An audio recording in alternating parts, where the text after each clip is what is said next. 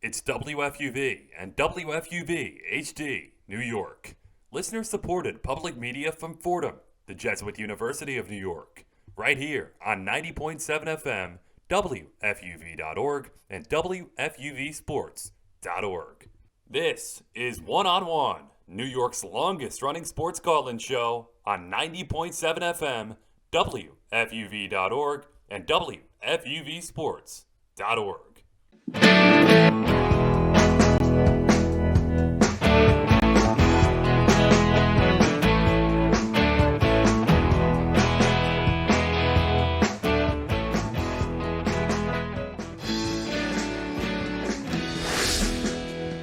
Welcome into One on One, New York's longest-running sports call-in show. I'm Ryan Gregoire, joined by Nick DeLuca and Mike Messina with the headlines. You can catch us from 11 to 2 a.m. on 90.7 FM, Facebook Live, or YouTube. And Nick, this is an interesting environment. We're in the basement of the Walsh Library, learning and innovation technology environment. So it's fun to be in person, right? I feel like I haven't seen you in forever. How you doing?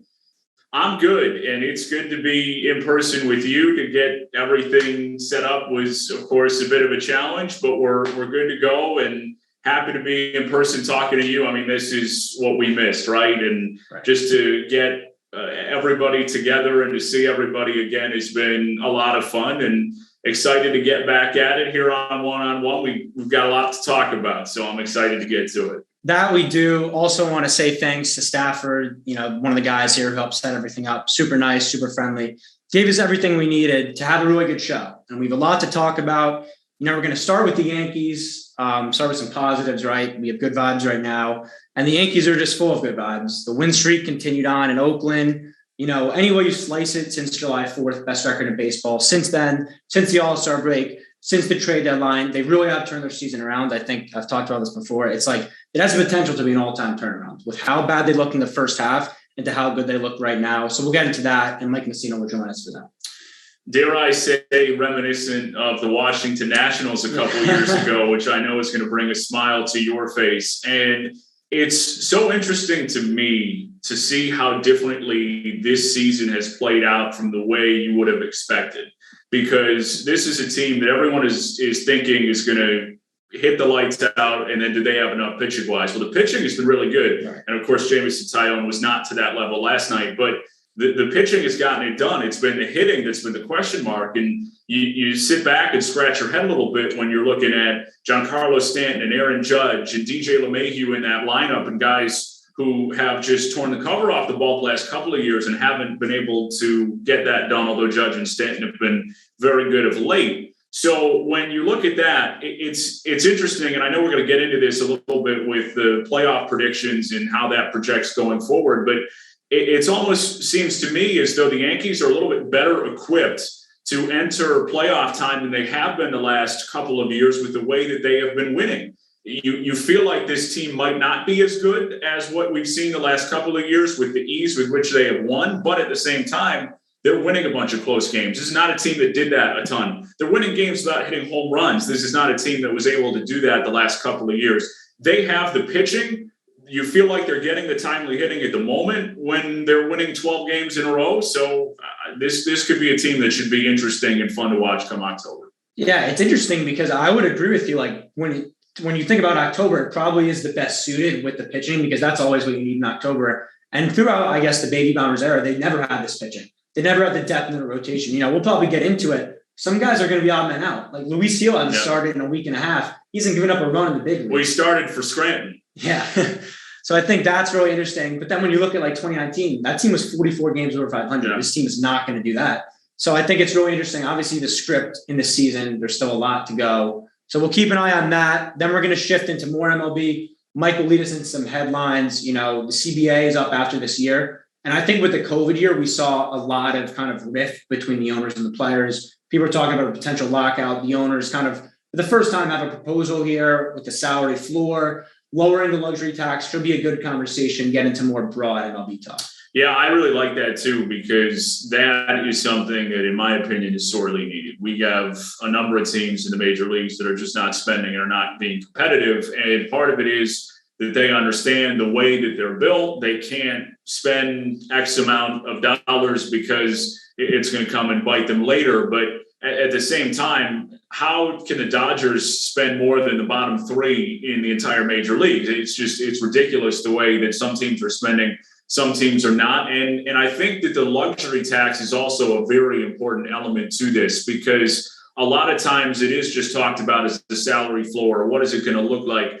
Incentivize teams like the Yankees to continue to spend. And it's been an age-old conversation about how Hal Steinbrenner and Brian Cashman have said, we don't want to line the pockets of our opponents. We don't want to help the Tampa Bay Rays with giving them the extra $5 to $10 to $15 million, because we're going out and we're spending and it's going to come back and hurt us. So I think that lowering the luxury tax as well, making it more competitive, or incentivizing the teams at the top too. I mean, the Dodgers have shown that they don't really care, but if it's the Yankees, if it's the Reds, those types of middle of the road teams at this point, the Mets, for example, in the same way, to incentivize them to say, we're going to go out and we're going to spend, I think is really a good thing. And we can go on and on about what we need to see improve in Major League Baseball, but I think that's a good start from a competitive balance perspective.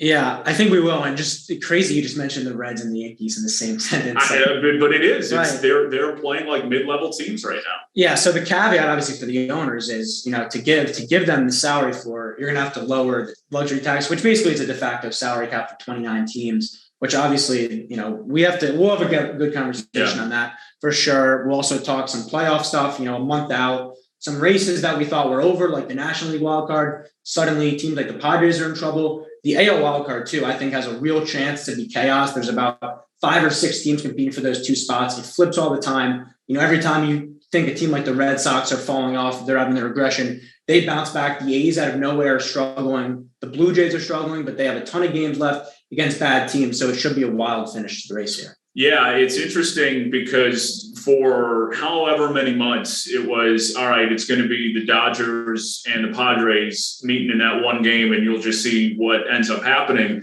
And now the Padres have really fallen off a cliff.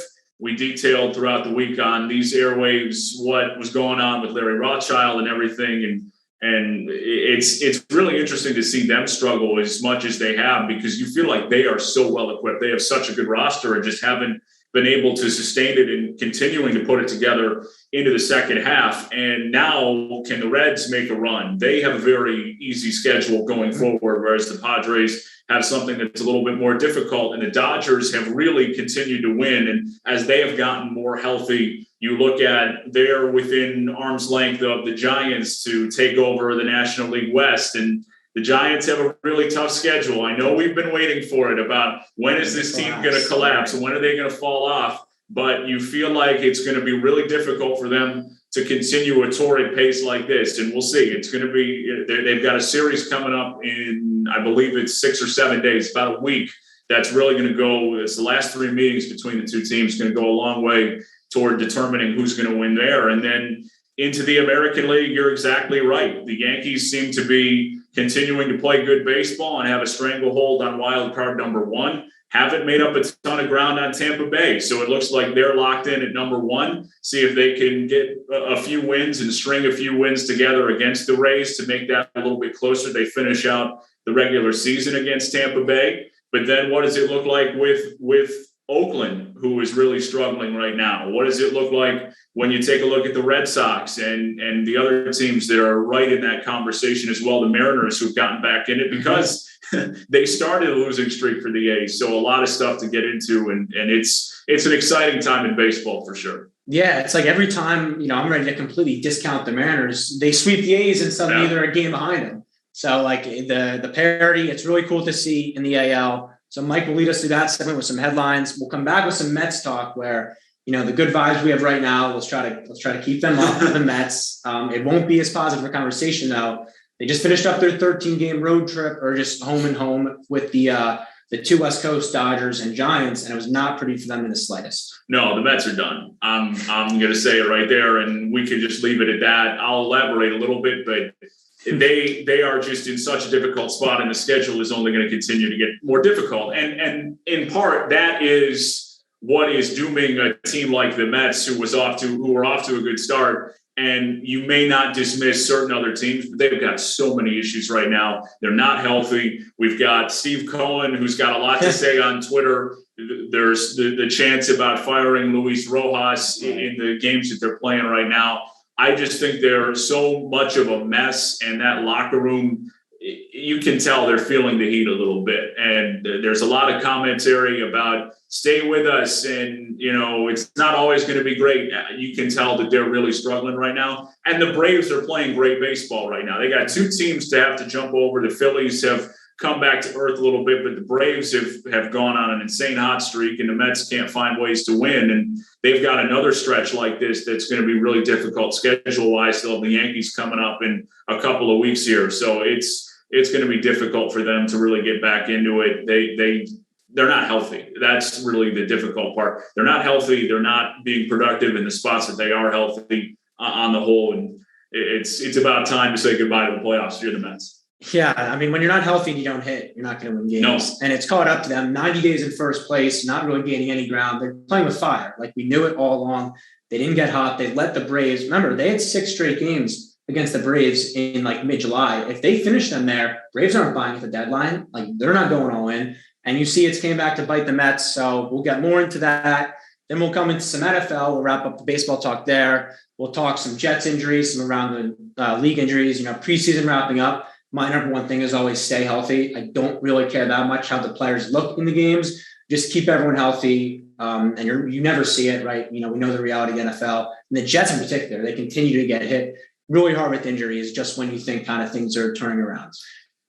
Injuries are always the worst part of preseason. I agree with you. Carl Lawson, a massive hit. And, it's just a difficult spot for the Jets to be in right now because of some of those important veteran leaders. And you figured that Carl Lawson was going to be a major player. Not that the Jets were going, on a deep playoff run this year, but that was going to be an important piece to help them build for the future and potentially put Zach Wilson in some more favorable situations with just some help from some good defense. And that's a really difficult blow for them to have to deal with the season not even upon us. And we'll get into this, but you cannot read into how players look in preseason. Now, there is some positive. Maybe if you're an offensive or defensive lineman, I'll cut you a little slack because that is not as much scheme-oriented as opposed to, okay, this is what it looks like.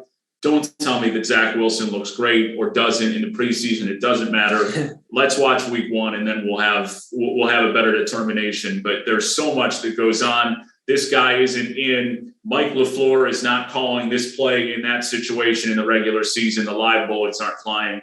So please pump the brakes on Zach Wilson. Just do it. And we'll see where things stand come week 1. And it goes the other way too. Like I remember a few years ago, Kyler Murray had went 1 for 8 with 10 yards. Everyone's flipping out. You're not emptying your playbook in the preseason. So I completely agree with you there. We'll get into some more NFL stuff with COVID. Some reports come out yesterday positive in terms of, that's a bad word to use here. Yeah. But good reports in terms of the vaccination rate. But then you also have teams like your Buffalo Bills where guys are getting fined for not wearing masks. Guys are obviously speaking up, not really thrilled with the policies. And, it's really interesting, I think, how that's going to affect the season. Some teams, like I think the Falcons already 100%. Others lagging behind a little, how it's going to kind of match up on the football field. Yeah, it's a really tough situation where you stand to believe that everybody from a competitive advantage perspective would be better off just getting vaccinated. And at the same time, for those who are not, life is being made very difficult, even to a point where is that 100% right? We talked about the Bills. We talked about Ryan. Not all of those guys have actually tested positive for COVID. Right. It's more of a close contact thing. But because they are not vaccinated, then it's going to be, well, the NFL really is, one, going to proceed with an abundance of caution, but 2, we're going to send a message that they want players to get vaccinated. So it's just a balancing act that would be saved a lot of trouble if certain players would get vaccinated. But of course, that is a very hot topic, and some people feel very strongly about it one way or the other, and we'll see how it plays. But you have to feel like the Falcons, for example, are at a great advantage because of some of the relaxed protocols and just not having to deal with that craziness the way that we saw last year. So many games pushed to Tuesday, you're playing Monday. What is this going to look like? Are we going to have this player available to us? It's not an injury. We see all the injuries that go into an NFL season, but on top of it, this guy who feels fine, but he still can't play and all this stuff, you feel like you're in a better spot if you're 100% vaccinated. Right. And so we'll get into that with some QB battles. And I think actually that's an interesting conversation. Like we'll get into the Cam Newton stuff. Mac Jones was able to take first team reps because Cam Newton's not vaccinated, close contact, and his reports are they're frustrated. So we'll get into some of those QB battles. And we'll be joined again with Mike. He's going to go over some headlines. Ronaldo, obviously making some moves in the soccer world, switching up. We had a whole segment planned on him going to Man City. Now he's going back to Man U, where he kind of became a star. So some interesting stuff there. And then we'll also get in some college football when the show, heavy college football. Our last headline will be about, West Virginia's president came out, the 12-team playoff that we've talked about a few times. Apparently it's on life support, Nick. And I think that's a really interesting thing as we look at the college football world with the landscape. Like what we see right now, it's going to be unrecognizable in a few years. It's interesting because I feel like teams would be better served having that 12-team playoff because I think it then places less importance on what conference you're in. You're less inclined to make that move if you are Oklahoma or you are Texas if there's a 12-team playoff. But the ability to play that schedule from a football perspective has to be very attractive in addition to the money. But of course, the money is in part funneled into the SEC because of the importance of the games. So it's interesting. I'm surprised that it has gone that way, but with college football today, nothing surprises me, I guess, because everything is just, you're 100% right. It's going to be unrecognizable in the next couple of years because it's incredible, the movement, and we'll see where it goes from here. From the last time we did the Good Iron podcast, everything's different. Everything's different. Conferences, playoff, everything. So we'll get into that. We'll also, preview the season week 0, obviously this week, and then things will really ramp up week 1. And then once we get in the swing of things, that's when it really gets fun. So we'll go over some preview stuff, some stuff to look at. Should be fun. And then we're going to wrap up the show. Obviously we're Fordham Station. You're traveling with the team. You're covering the team, announcing for the team. That should be interesting. Fordham football. We're going to preview their season. I think, there's a lot of expectations for this team. Maybe some that haven't been there in the past, but they'll start their season at Nebraska, and it just should be an awesome atmosphere. It should be an awesome atmosphere, and I know that a number of the players are really looking forward to it. And I'm interested to see how it goes for them because you feel like this is a group that can really make a run with a veteran quarterback and veteran receivers and an offensive line that is improving and more veteran, and the defensive line as well in that way. And Ryan Greenhagen is a guy in the middle of their defense, a returning All-American. So they have the pieces perhaps better aligned than they have in the last couple of years. And now it's about putting it together on the field when the pads are live. And then what does the environment look like with the rest of the Patriot League? But Nebraska is an excellent challenge, and FAU is going to be an excellent challenge for them to go into these big-time Division I places and get those experiences of playing those top-level talents. And I think that the plan for Fordham and Joe Conlon has to be, this is going to allow them to be better prepared when Patriot League time comes around and they can really hit the ground running, having played some really good competition. So interested to see how they will react to that environment and to playing the style of play that they're going to see against Nebraska with some of the athletes that they're going to be matched up with, but really excited to get an opportunity to see how this goes for Fordham, because I think the expectations are high and with good reason. Yes. This is a team that really is capable of doing a lot this year. Yeah, and we'll get into the schedule. You kind of alluded to it. Those first 4 games, they're a gauntlet. Like they will be battle tested for sure once the Patriot League play rolls around. So we'll get into all that, some good stuff. We're going to take a quick break here. We'll come back with our Yankees talk. Should be a good one, so stick around for more one-on-one.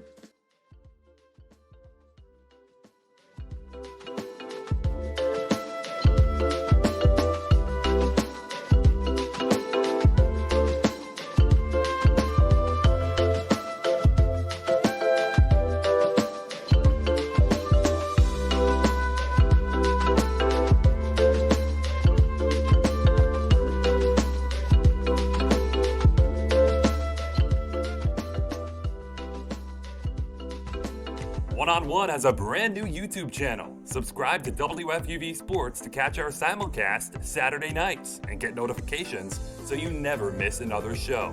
Miss the show? You can find on-demand segments, interviews, and highlights every week. WFUV Sports, home to New York's longest-running sports call-in show and the flagship station of Fordham Athletics.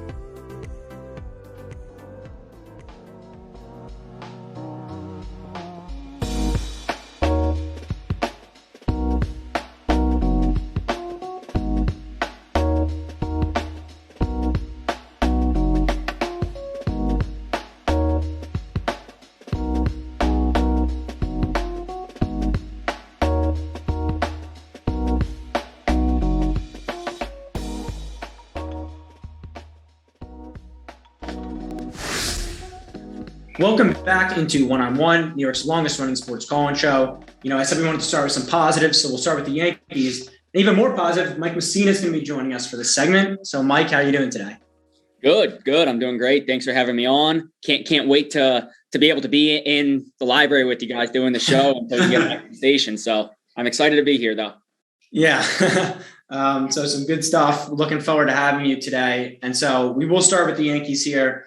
Huge series out west in Oakland, but overall this last week, just only positives for the Yankees. You look after that Field of Dreams game, crushing loss, and it feels like that was one of 15 this year. Like you can really point to this team and how many losses they've had that they just bounced back from. They still haven't lost since then. As of now, the win streak continues to go on, 12 at the time of this recording. Some games against the Braves, it didn't look like they had a chance in. They're able to win those. Andrew Heaney's pitched solid. They win a game in Oakland where they go up 6-0. They blow that whole lead. You mentioned in the intro, Nick, Tyone does not have it. And so it's very easy to just crawl down and let the A's kind of come back and take over the complete game. But the bullpen, once again, is a story. It's a positive. They're able to ride the ship. And then clutch hitting, which you kind of talked about. It's not even just the home runs. It's big hits with guys on base. So, Mike, I'll start with you just to get you involved here. Overall, what have you been seeing from the Yankees recently? Not even just, let's say, this win streak, but just kind of post-trade deadline, this new kind of, there's a new energy. It's clear. So what have you been seeing from this team? Yeah, really from the trade deadline, right when they got Anthony Rizzo and Joey Gallo, the team kind of started clicking. They had so much chemistry to lead off. And you mentioned the Field of Dreams game, the last time they lost. There has been so much energy and great atmosphere within that clubhouse since then. And it comes off the bat of clutch hitting. Aaron Judge, people are always saying he's not clutch. He can't hit in big situations. He comes up last night, has a double down the right, maybe a single down the right field line off Romo, and then comes up in the ninth inning and gets an RBI right there. The hitting the Yankees have been doing lately is amazing. And I feel like that's the main reason why they're kind of on this winning streak. Yes, the bullpen has been pitching amazing, and the starters have been doing good, aside from Tyone, especially last night. But the hitting, man, that they have been doing everything they need to be. Not only Aaron Judge, Giancarlo Stanton has been hitting the ball well. Luke Voit has been raking. Joey Gallo's kind of struggling, but he's going to be able to pick it up in September. I have a good feeling about that. Gleyber Torres is going to be coming back soon. He's starting his rehab assignment. So there's so many more things that are positive for the Yankees right now that are coming along. And really, I see no end for this. The Yankees ceiling right now is endless, and I'm excited to see where they can go, especially if they keep performing and contributing like the way they have been over the last month and a half. Yeah, I like where they're headed offensively. That has to be something that's very encouraging because the hitting really struggled prior to this 12-game winning streak. I mean, it was up and down, and we talked about this in the open a little bit, but how can a team with this type of lineup continue to struggle the way that they are struggling on the whole of the season? Like, they've got Aaron Judge and Giancarlo Stanton and Joey Gallo and Anthony Rizzo and DJ LeMahieu and Torres and Voit in and out of the lineup and Urshela and all this stuff. How can they not be this offensive juggernaut that you just counted on being the New York Yankees again in 2021? But to see them pick it up offensively has been really encouraging. But to me last night, it's the bullpen. Because that has been, I think, an underrated aspect of their struggles in 2020 and again in the struggles in 2021. They went on a ridiculous losing streak last year in the shortened season. And yes, it was the pitching that struggled a little bit, but they were blowing leads the way they were blowing leads this year. And then they go back and they didn't do a ton to address it in the offseason. And the bullpen on the whole continues to struggle. And then they've made some moves at the trade deadline. And a side note here before we continue, Brian Cashman gets an A+, because this has been outstanding, from the additions to the lineup, to the clubhouse, to the starting rotation, to the bullpen. I mean, the Yankees aced this trade deadline better than really anyone, maybe the Dodgers. Maybe you're going to tell me because of just getting Max Scherzer and Trey Turner, but from a volume and turning your season around perspective, the Yankees are the clear winners of the trade deadline, and it's not even close. But just to see their bullpen continue to improve, and Aroldis Chapman last night, that's huge, because he is a guy that the Yankees need. He absolutely needs to reclaim some semblance of his form. He is a guy who's going to close games for them, whether you like it or not. He is getting paid the dollars to close baseball games for the New York Yankees, and that's what they're going to do. I was a little bit surprised, to tell you the truth, to see him in that spot last night. I thought that Chad Green was going to be in that game, especially when you see him warming up in that ninth inning with the anticipation that the game might be tied, and then Wade steals second with a throwing error to third. Judge comes up with the clutch hit, and then boom, Chapman's in the game. But that's a huge part of this. They need to find ways to close out games. And Jonathan Loaizaga has been at the forefront of that. He's been excellent. Chad Green has been very good on the whole of the season. And now you're looking at, can Aroldis Chapman, and when they get Zach Britton back again, can they do enough? And last night that was the case. So when they are putting these pieces together, they're winning 12 in a row. And this is a team that looks like it's as equipped as anybody to make a run into the playoffs. Yeah, there's a lot to go over with the Yankees. And it's also like you mentioned A+. I remember like even before the deadline, Cashman was like, yeah, we flat out stink. Like we suck. And for him to acknowledge it is one thing, but to actually go out and make the moves, like just the parallel to the Mets, like their, interim GM, Zach Scott, said like, yeah, we're a mediocre team right now. They didn't address it the way the Yankees did. And the thing is, it's not just the Gallo and the Rizzo moves. I know people point to those, but like Rizzo, first few games was a godsend, right? Carried them to some wins versus Miami. He goes on the COVID list, tough break there, hasn't hit since he came back. Really hasn't hit at all. Yeah. Joey Gallo has went through his struggles. I'm a huge Joey Gallo fan. Mike said he thinks he's going to get it going. Completely agree. Home run yesterday. Nice to see. He hasn't set the world on fire. It's been the under the radar moves. Mike Tauchman was a guy who in 2019, everyone loved him, and they DFA him. They trade him for Wandy Peralta, who in the month of August hasn't given up a run. He's been, their best reliever hasn't given up a run. He's closed 3 or 4 games, getting huge outs. Got the one in Atlanta, goes behind 3-1 to Freddie Freeman, bases loaded. Took some guts in that at bat. Chapman puts him in an impossible spot. 8-pitch at bat. Freeman's the reigning MVP, battles. The guts with Wandy Peralta are there. A Clay Holmes, a guy. He has a 6 ERA with the Pirates, worst team in baseball. Like, what are you doing, Cashman? This is your move. That's what I said when they traded for him. I was like, what is it? What's going on here? And Alex knows I was big on him. He had really good peripherals, but at the same time, the Yankees were never a team before Matt Blake got here where you're the reclamation, you flip the pitcher. And that's the difference with this team, because Clay Holmes now, you see that stuff. It's big league stuff. That sinker, that slider, struck out 3 yesterday. It plays big time. And it's just like Jonathan Loaizaga guy. He, top prospect, really struggled as a starter. That's a guy who I think, not to harp on Larry Rothschild too much, who just lost his job with the Padres. That's a guy who doesn't become this good if he's still the pitching coach. Matt Blake deserves a ton of credit for what he's been able to do. Jameson Taillon, I know he struggled yesterday, but he went 10 straight starts. The Yankees won. AL Player of the Month in July. He had like a 6 ERA the first month and a half of the year. So it's the turnarounds in season, and it's also the in-house guys, right? Stan picked it up on fire. Luke Voigt won Player of the Week last week. Now he can't get in the lineup. I think that's how much, he might be the first player ever to win Player of the Week and be benched the first 3 games the next week without an injury. He's supposed to be in the lineup the rest of this series, which is very good for the Yankees. You give Stanton some time in the outfield, let him DH because he's now your hot hitter. Home runs in 3 straight, missiles. Like he's just absolutely seeing the ball. What he hit last night was incredible. Yeah, and when he's on, like when he's off, he looks really bad. The swing's really bad. But when he's on, it's just ridiculous. The line drives, how the ball carries.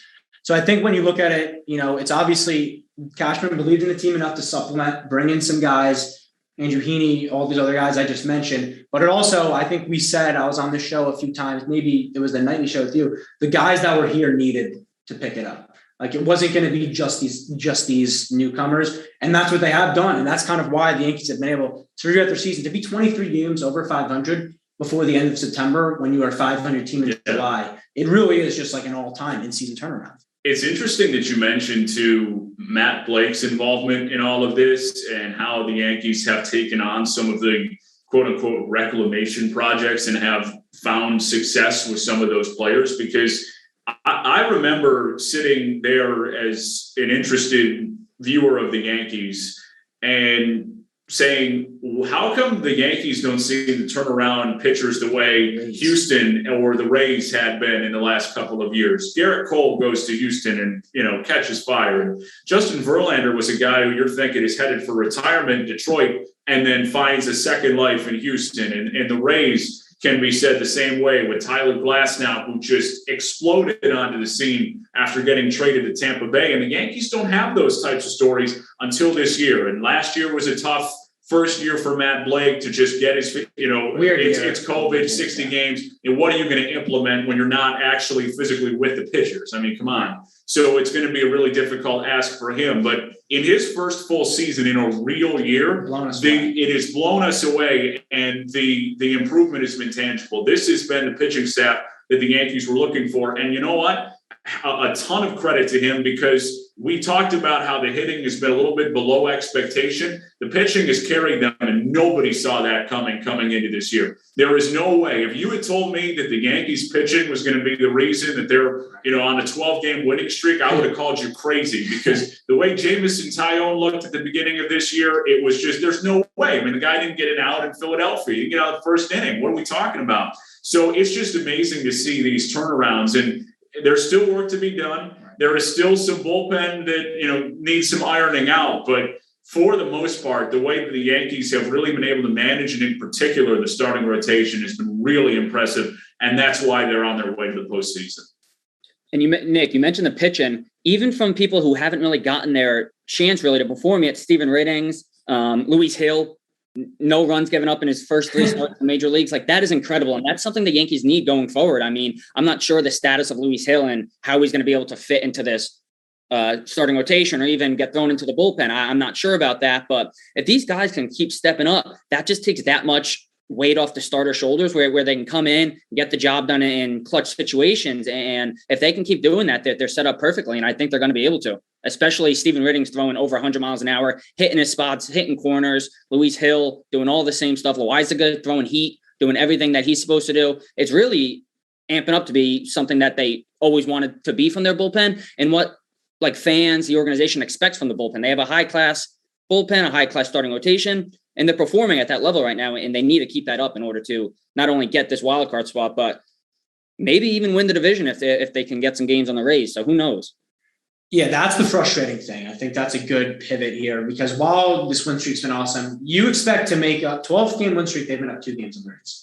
You expect to be right in there, rattling off 12 straight. The Rays just don't lose. And it's scary because Yankees have been in the wild card before, right? 2017, 2018, 2015, even though it was a different team. But they've had some recent success, but it's 1 game for your season. We know Garrett Cole. I feel great about him taking the mound. But still, it's 9 innings for your season, and that's the frustrating thing. This whole turnaround that we're talking about, it could be completely wiped out. It could be a failure the whole season if they don't play well in 9 innings. One other guy who I think from the pitching side, Nestor Cortes Jr. Yeah.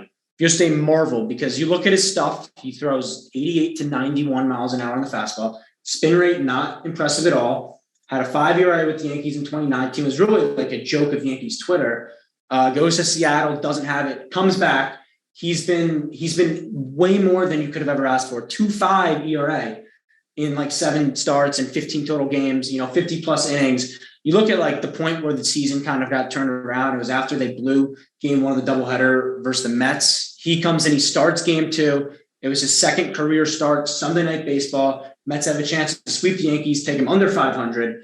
He's able to stop. He goes 3-4 innings of 1-run ball. And since then, he's been stretched out 7 innings in his most recent start. And now, the Yankees trust him, and you can see it the way they manipulated this rotation for the A's series. You talked about Luis Heel, Mike. He can't get in the rotation anymore. That's just the reality of it. It's unfortunate. Corey Kluber's back Monday, so that complicates things even more. But Nestor Cortez is a guy they want to keep. They trust him in these big games. Pitching, starting against the Astros, starting against the Rays, White Sox, where he pitched really well in all those starts. He still hasn't had that big blunder. So having him as like a 4 or a 5 come playoff time, who knows if he's in the rotation by then? He could be a weapon out of the pen. Corey Kluber back Monday. Luis Severino, we got good news from him, right? They expected that his season would be over after another setback, but he's began throwing again. So we'll see what happens. And the pitching is at an all-time high for the Yankees. Yeah, it's interesting to see how they're going to utilize everybody coming back. Could Luis Severino potentially be a bullpen piece when he comes back? And how long is it going to take him to stretch out? Whereas if you're just going to go and use Luis Severino for 2 or 3 innings at a time, is that going to be what the Yankees need? Because you've got so many arms in the fold. And I don't know that the major league tenure for Luis Heel is done for the Yankees in 2021 either. I mean, I know that there's not necessarily a set spot for him in the rotation, but it's hard to ignore 15 innings of shutout ball to start your Major League Baseball career. So he's a guy who's got great stuff and could potentially be a bullpen weapon for them. Although I don't know how well you want to mess with what he's got in terms of a routine. But this is a guy who has certainly come up and shown no fear and been comfortable. So I think it stands to reason that he might be able to adjust reasonably well to the bullpen if asked to do that. So the Yankees have a lot of options and a lot of very good problems to have. You talk about the pitching. Let's go to the starting lineup. What do the Yankees do when Gleyber Torres comes back? Because Andrew Velazquez has done nothing to lose the starting shortstop role. And you know, he does not hit the way that Gleyber Torres does when Gleyber Torres is right. He has not been right this year, but the defense is very hard to ignore. The speed is hard to ignore. This is a team that's playing with speed now. They're stealing bases. That's a part of the Yankees that has been one of the driving forces behind this 180-degree turnaround into the second half of the season. And I think you lose some of that when Andrew Velazquez steps out of the lineup. I don't think the Yankees are going to say, no, Gleyber Torres, you're going to not be in the fold for the rest of the season. He's going to come back. He's going to play. But it's going to be tough. Tyler Wade the same way, because eventually the time is going to run out. The playing time is going to run out for these types of guys. And, you know, Tyler Wade, again, even as a pinch runner, making an impact. The most runs scored as a pinch runner in the major leagues this year. Yeah, and you look at Tyler Wade, too. Like you mentioned yesterday, pinch runs, steal second, that wins him the game. It's the little stuff that I think the hitting was never there with him, but he was still on this team, you know, all the way through, right? Like since 2016 on, never hitting. Now he's up to 278 in there. Like I know averages and everything, but for him, he's just singles, steal second. The Yankees lead, you mentioned the stolen bases, lead baseball in the second half. It's a rejuvenated speed. It's something they definitely didn't have in the first half, but it's a great problem to have because it's a real problem. Like there are too many players for these spots. I know the rosters expand to 28 September, but that's traditionally you're going to bring in arms. Are you going to take up, 3 or 4 spots on bench middle infielders, right? Like Tyler Wade and Velazquez pretty much do similar things, except Velazquez just isn't as versatile. So it's going to be a really interesting conversation. Just to wrap up Yankees talk here, because I've seen this a little bit, the peaking too early question. Mike, I want to start with you because I've seen people say like, you prefer this to be later, Yankees are peaking too early. I completely disagree. I want to know what you think, Mike. So, are you worried about this team kind of playing their hottest? Because they're not going to win 13 straight ever again throughout the season. I think we all know that. Do you think this is just them peaking too early, or do you think it's them kind of realizing their full potential as a baseball team? No, I think it came at the perfect time. They're realizing how they can perform as a team. Look, they wouldn't be 3 games ahead of the Red Sox for the wild card if they didn't go on this 12-game winning streak right now. It happened at the right time. I am worried about, though, Aroldis Chapman coming back and struggling the way he is. Last night obviously came through huge in that win last night, but he needs to get back to his normal form. He needs to get back to blowing hitters away, not trying to look too pretty out there, just doing what he does best, hitting his spots. His off-speed pitch is amazing. He has to get back to that in order for the Yankees to succeed, in my opinion. I don't think this Yankees team can succeed in the playoffs without their all-star closer performing at the level that he's supposed to play at. They're paying him a ton of money to do it. And without Chapman being that guy, I'm not sure how sustainable that all this winning is for the Yankees moving forward. But no, I completely disagree, Ryan. I think that this happened at the perfect time. They wouldn't be in this position without this win streak.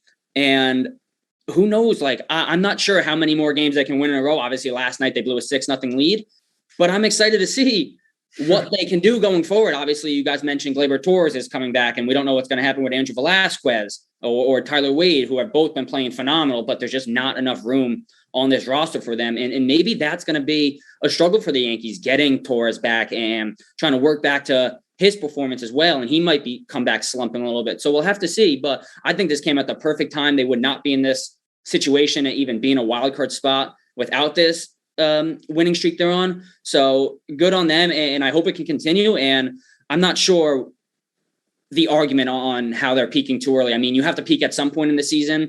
And just because you peak now doesn't mean it can't continue. But I think it happened the perfect time for them. Were they not supposed to win 12 in a row? I don't know that I understand exactly what the argument would be about peaking. I guess maybe you want them to win 12 in a row in the postseason. I think that's probably the best time to win 12 in a row, but save that. I don't think there's ever a bad time to win 12 games in a row. They've been playing really good baseball. They're coming down the stretch. And regardless of whether it was the right time or not, they needed to start winning because time was running out. And now they've gotten themselves to a point where you feel pretty good about the idea that they're going to be in the postseason in some capacity. And if they can continue this run that they've been on, potentially challenge for the division. We talked about how difficult it's been to make up the ground on the Rays, but were they not supposed to win 12 in a row? I'm not sure I understand that one at all. They've played really good baseball. It's always a good time to play very good baseball for the New York Yankees, and they needed to do that because they were running out of time. Yeah, it's like when you go, Mike. It's like people are asking for the team to lose so they can save their wins for the playoffs, but they have to win in order to get to the playoffs in the first place. So I'm not understanding why or how this is just not a good time to win 12 games in a row. There's never a bad time to win. And also, like, they played 500 baseball for 50% of the season. Like, this is a great thing that now, second half of the year, you have the best record in baseball, which I'm not sure Giants might, but like, there's no negatives to this. So, I think when you look at it, like, there's a lot of questions still. I think the Chapman question you proposed, Mike, I think I even said that like the other day, like, I can't see this team going far with this Aroldis Chapman. You're not going to get the Wandy Peraltas to save the day every single time they step out there. You're going to need him to, he showed good stuff yesterday, got into a little trouble, but you're going to need him to pick it up. So I think, we'll wrap up the Yankees talk here, but in terms of baseball talk, we are really just getting started. Mike's going to join us yet again with some MLB headlines. We talked about it in the intro here, some CBA stuff, some playoff stuff that you won't want to miss here on 101. We'll be right back after a quick break.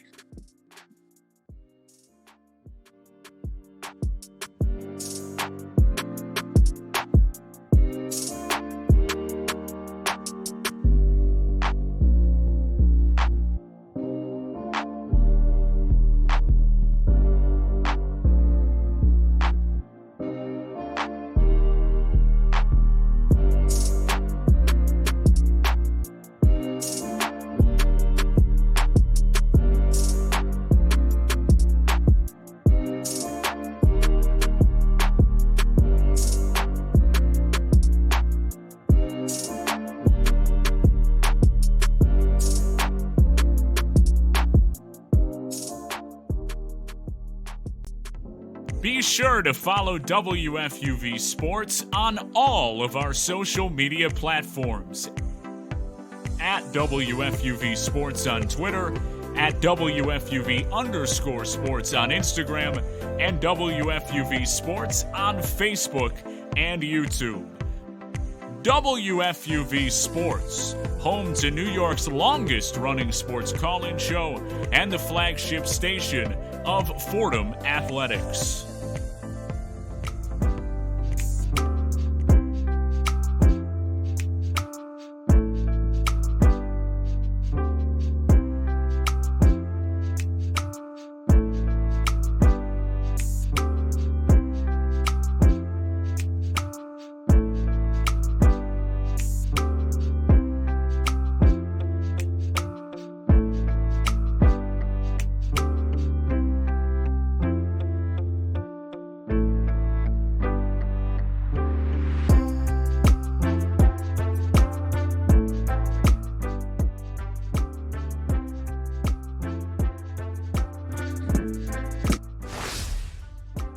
Welcome back to One on One, New York's longest running sports call-in show, alongside Ryan Gregware and Nick DeLuca. I'm Mike Messina with the headlines, and Ryan, you mentioned it. We're sticking with some baseball talk here. Major League Baseball proposed lowering the initial luxury tax threshold and adding a salary floor in its first proposal to the Players Association.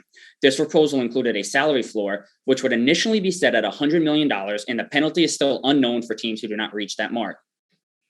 Within the proposal, a new tax on the teams would be implemented, essentially lowering the first luxury tax threshold from $210 million to $180 million and charging teams more for going past that first mark. In the current CBA, there's a 3-tier tax system, which will turn into a 4-tier tax system with taxation beginning at 25% instead of 20% for the teams above $180 million. Now, both of you guys have said you have so many thoughts on this. You could talk for days about it. So Ryan, I'm going to start with you. What are your thoughts on the collective bargaining agreement and the luxury tax getting lowered and really the salary floor with the $100 million limit right there? Yeah, thanks for leading this segment, Mike. I think that this is the owner's first proposal. So obviously they're shooting for the moon here. Zero chance a luxury tax gets lowers to 180. Also, so many questions like, is this $100 million salary floor? Is it revenue based? Does it, change each year? Like the MLB revenue's tripled since 2001.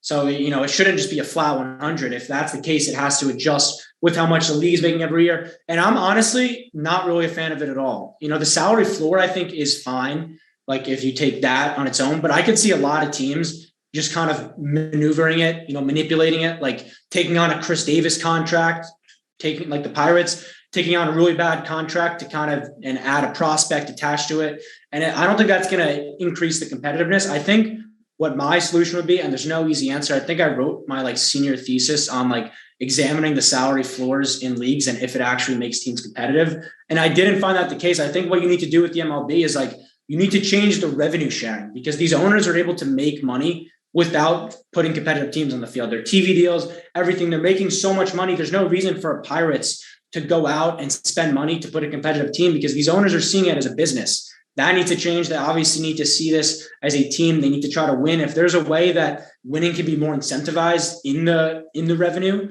I think that's what really will need to change. The luxury tax going to 180, I think the players would never agree to that because that would just hurt them in the long run, right? You look at the Dodgers, they're the one team who will go past it. Some of the guys they've signed, they've been willing to get like a Max Scherzer and, all these other guys, Trevor Bauer, I know that didn't go well, but they're not able to sign those guys. They're not going to go 150 million past the luxury tax, right?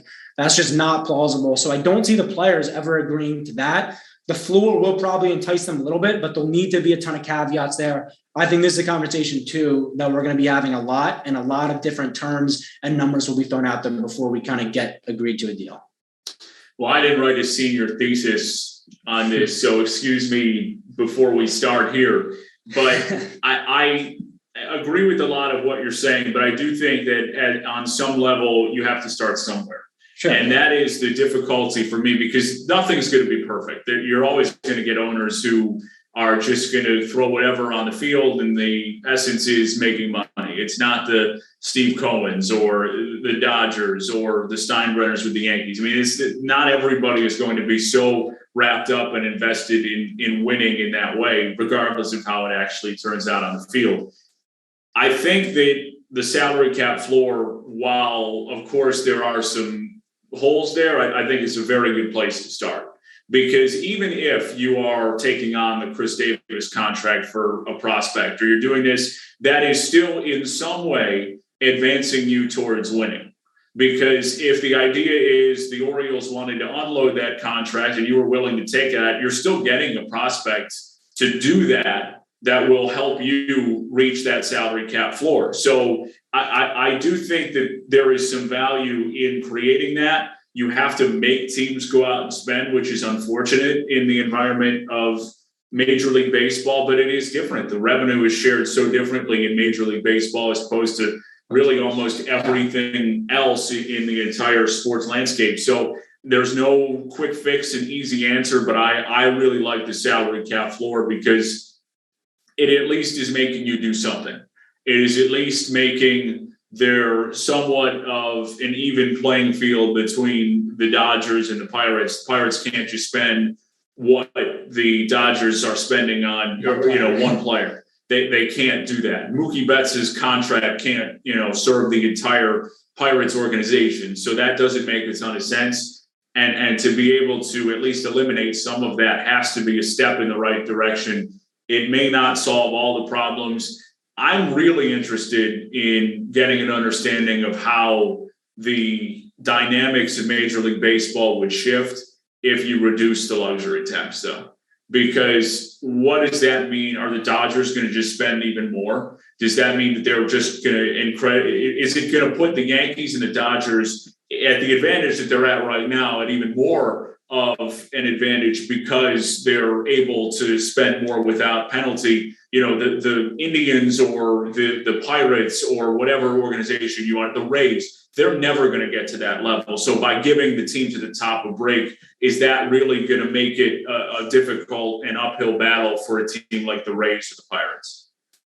Yeah. There's two angles to look at it, because there's the competitive balance, but there's also the players wanting to get paid. And I think that will be the precedent here, because obviously, right, you want the sport to have parity stuff, but the players, like, there have been some really bad offseasons recently where Bryce Harper has to wait till February. Manny Machado, like these guys at the top, maybe they're taken care of in the long run, but you have a lot of middle of the pack free agents that are very frustrated. We saw these tensions boil to the point where they're willing to punt on a season for like their grudge and the owners, but the owners the same way, they're driven by the greed and stuff. So I think that's when you look at it. I do agree with your premise that the floor is a start. But and there will never be a perfect scenario. There will never be a way to make all the owners spend. I get that. But I just think that it's not enough on its own. I don't think that lowering the luxury tax will help at all. I think it'll just hurt, the demand. Like the Yankees are not willing to lower the luxury tax right now. They traded a reliever having a great year, Luis Sessa, just to offload a bad contract in Justin Wilson. And you see, it's not just the paying more. Right now, I forget his name. The Yankees are in line to sign the number one international prospect.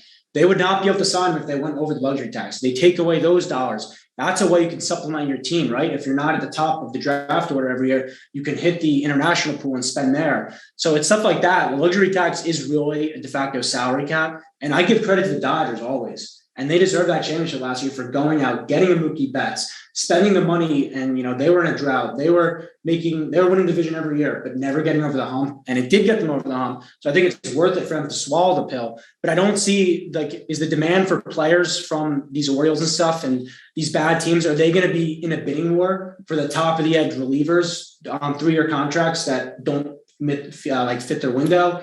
That's the question. No, but I think it would help the mid-level free agents, because if you have to get to 100 million, you want to I think teams will say, yes, we have to spend, but we're not going to spend stupidly. We don't want to spend on somebody that we don't want.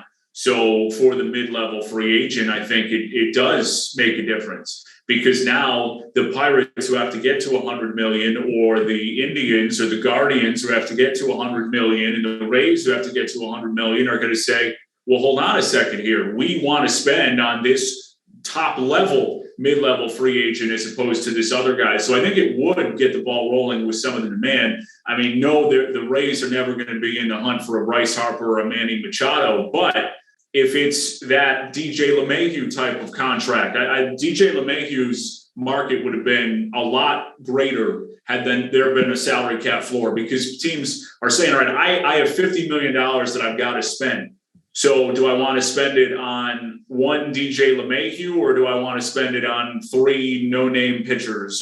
Whatever the case may be, I think that it would really increase the value a little bit, or at least the demand of some of those mid-level free agents, because you do have to spend the money, but I don't want to spend $50 million on 3 guys who are never going to contribute to my team. You might pay for a higher level or outbid another team to get that top flight mid-level free agent. Yeah, really quickly, Mike, just before you go, the thing I'll say there is it goes down to the owners at the end of the day. Are they willing to put the good products on the field? Like if you're willing to just punt it to collect the money, then do you really care about signing the top guys? Like, what does it do for you there? And just if the Rays were forced to spend $100 million, that would be just how scary could they be? Yeah, they're this good, spending $35 million, whatever ridiculous number it is. If they're forced to actually pay players, that could just be the next dynasty. I don't even want to think about that. It'd be a scary prospect to have them go against the Yankees if they're spending. Yeah, I don't think the luxury tax is going to get lower that much, like you both already alluded to. I do like the floor. I'm with you, Nick. I think it's a good start to this proposal. I think there's only 7 teams right now that haven't reached that $100 million floor yet. So, and I know for the fact the Pirates and the Rays are part of those 7. So that can be fixed. Like you said, you can sign a DJ LeMahieu, for example, for that $50 million that is left over. But we'll have to see what talks go on for that. Let's transition into some AL and NL wildcard talk. We got a really tight race coming in from really both divisions. You got the Dodgers have pretty much locked up the first spot for the NL with Cincinnati, the Padres, and the Cardinals pretty much right behind them within 6 games. And then the Yankees have taken a commanding 3-game lead over the Sox. I'm interested in your guys' thoughts. Who's going to make the wild card? I have the Dodgers and I have the Padres. I think the Padres are going to have a little resurgence coming in the month of September. They're a very good team, very good rotation, very good bats. Obviously just fired pitching coach Larry Rothschild. So I think they'll be able to come back and perform like they did in the beginning of the season. They have pretty much every piece they need to be successful. They're just not clicking at all right now. And I feel like that's going to change. And for the AL side, I have Yankees and I do have the Red Sox. I feel like it's just too good to be true. And I feel like that 1 game Garrett Cole, Chris Sale is going to be pretty much what everyone wants. Major League Baseball wants it. The fans wants it. The organizations want it. And I feel like the Red Sox are going to start playing well. Chris Sale pitched great the other night. And they're getting back together. They're starting to hit. They're starting to do what they need to do. They beat the Twins. I mean, Twins obviously aren't good, but it's a start. And I think the Red Sox are going to make that second wildcard game. And it's going to be Yankees Red Sox. And it's going to be 2 good games with Dodgers, Padres, and Yankees Red Sox for me.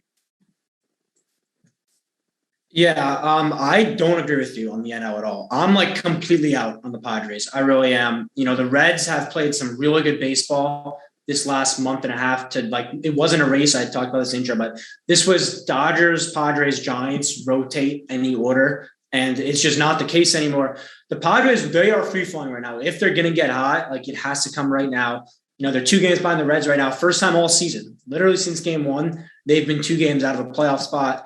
Firing Larry Rothschild 5 weeks left into a year, I don't think that's a good sign for any contending team, right? You're firing that's not where they pitching coach. And you could point to AJ Preller. Like he did not have a good trade deadline. I know he's aggressive and everything, but you pivot from Max Scherzer, right? You miss on Max Scherzer. Then you let him go to the Dodgers. I get maybe you're not willing to pay that price, but your pivot is Jake Arrieta, who now has a 7 ERA on the year. And you're watching Max Scherzer pitch 7 shutout against you to complete a sweep that you hit 0.90 in. Their average didn't even hit 100 in this 3-game set versus the Dodgers. They just got swept in. You know, I know we talked about how like they played really bad to their bad competition. They lost. They went like 3-7 versus the Rockies, Marlins, and another really bad team, Diamondbacks.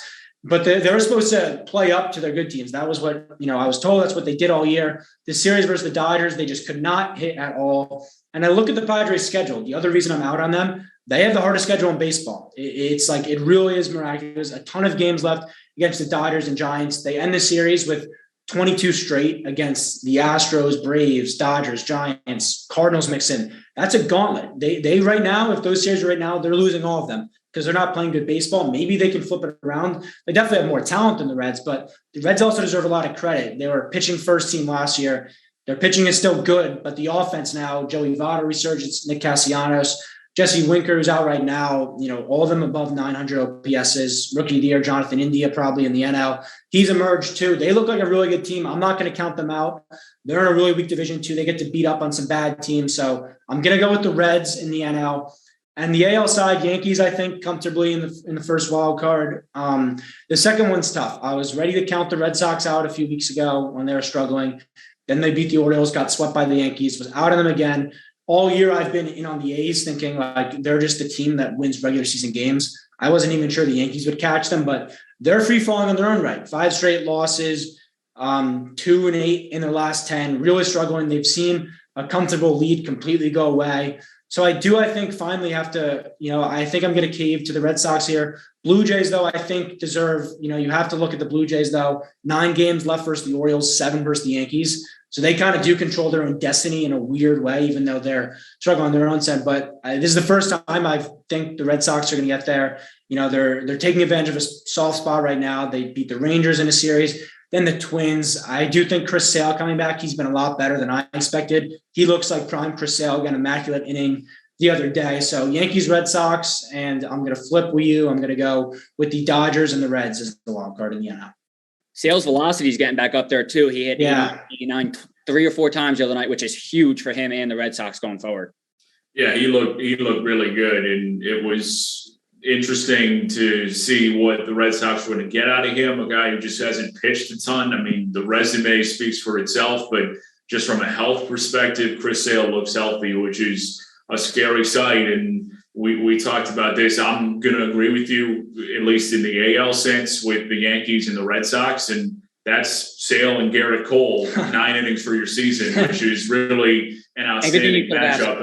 And that's, there's not much more that you can ask for. But, you know, a guy who Chris Sale had a ton of success against the Yankees early on in his Red Sox tenure. And then last couple of years, the Yankees really were able to hit him very well. And then, well, is he healthy or isn't he? And what goes on there? So really interested to see how that would look, especially against a lineup that has become increasingly left-handed, because that's not what you're looking for when you're facing a guy like Chris Sale. So do the Yankees make all these moves? Does Anthony Rizzo really help them get this thing turned around? And then for one game in the American League wild card, is Luke Voit your starting first baseman? I mean, I think that's a legitimate question, because as good as Anthony Rizzo has been defensively, and maybe that's what breaks the deal for you, you maybe move Rizzo down a little bit in the order, because I think it's hard to not have him in there with his glove. But Luke Voit is certainly your better offensive option against Chris Sale. So it's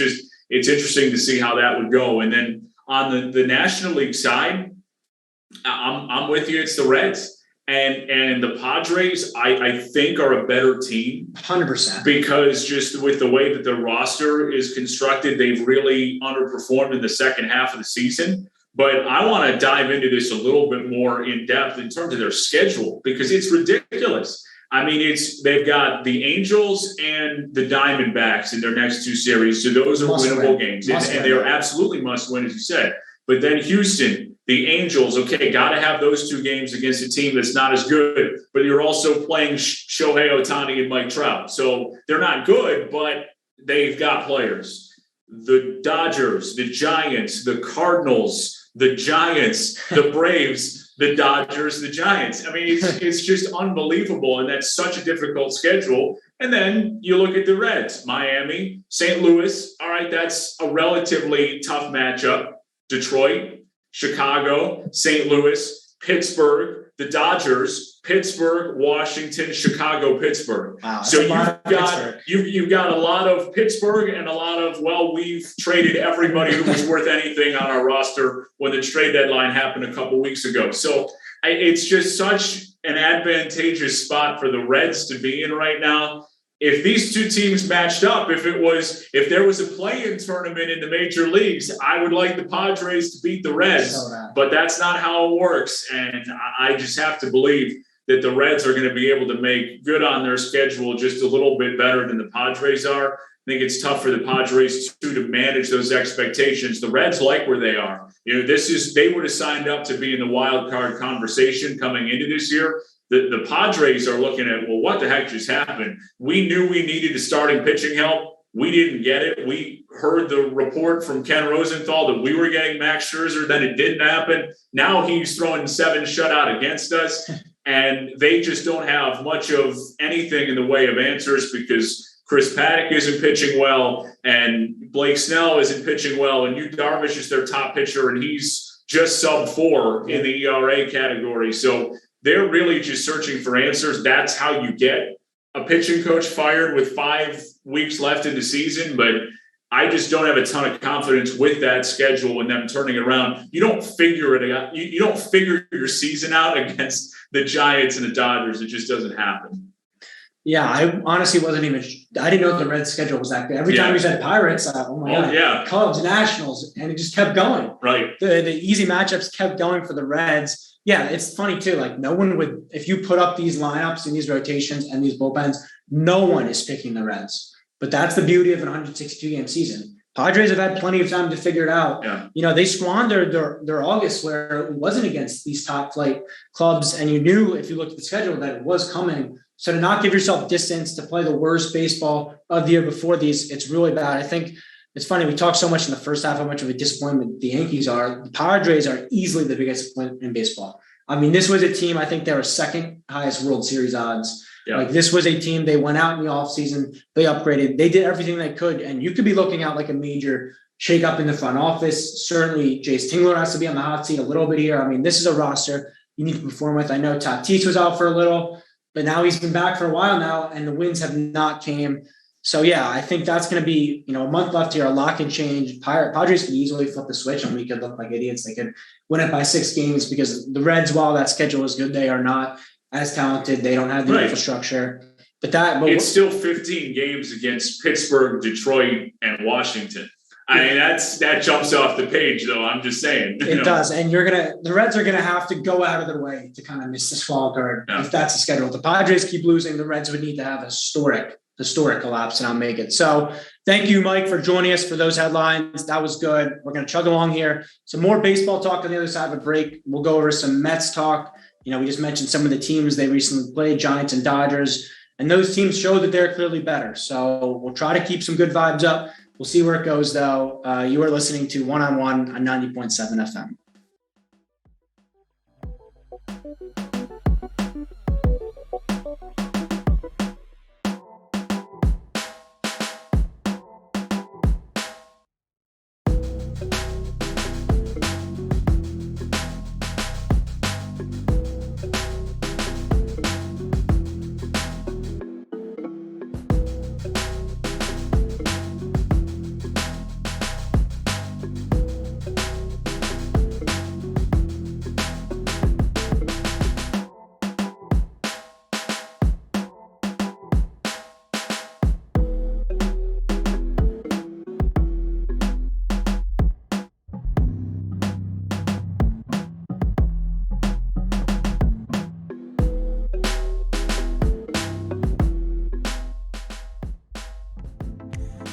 To support the WFUV Sports Department, visit support.wfuv.org to become a member or make a one-time donation.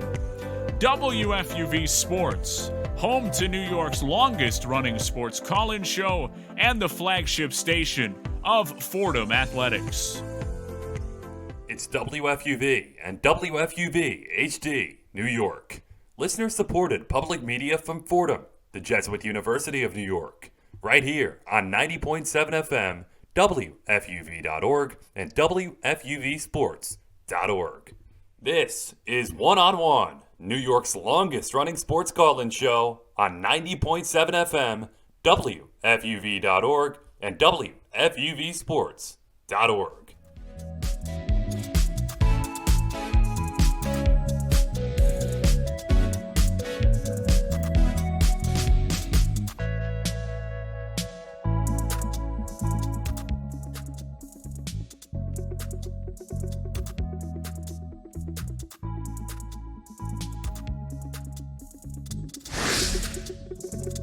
Welcome back into some more one-on-one. We're going to be talking some Mets now.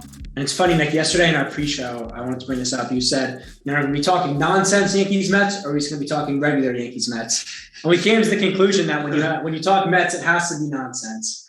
That's how, bad they look right now. So let's get into it. Another really bad week for them. The 13-game stretch that we've alluded to a few times finally came to a close. Way worse than you expected. I remember, I'll shout out one of our Mets beat reporters, Dylan Balsamo here. We were on the Nosebleeds podcast before this 13-game stretch. I was asking him, what are your expectations, goals? And he goes, just play 500, 6 and 7 to 8 and 5, somewhere in that range. And they weren't even close to that. They were not even close to that. They go 2-11 in the stretch, 0-6 at home. They lost 5 games in the standings to the Braves, who had a 9-game win streak during this. Really messy stuff. They only scored 2 earned runs in this last series versus the Giants. A ton of 1-run losses, ton of failures with runners in scoring position. I'm sure we'll get into all the numbers in a minute here. None of them are good. So overall, what are your thoughts on the Mets right now? I know you said you're all out on them. Are you still all out on them? Is there any hope at all? Well, it hasn't changed in the last hour and change or so, but no, they're done.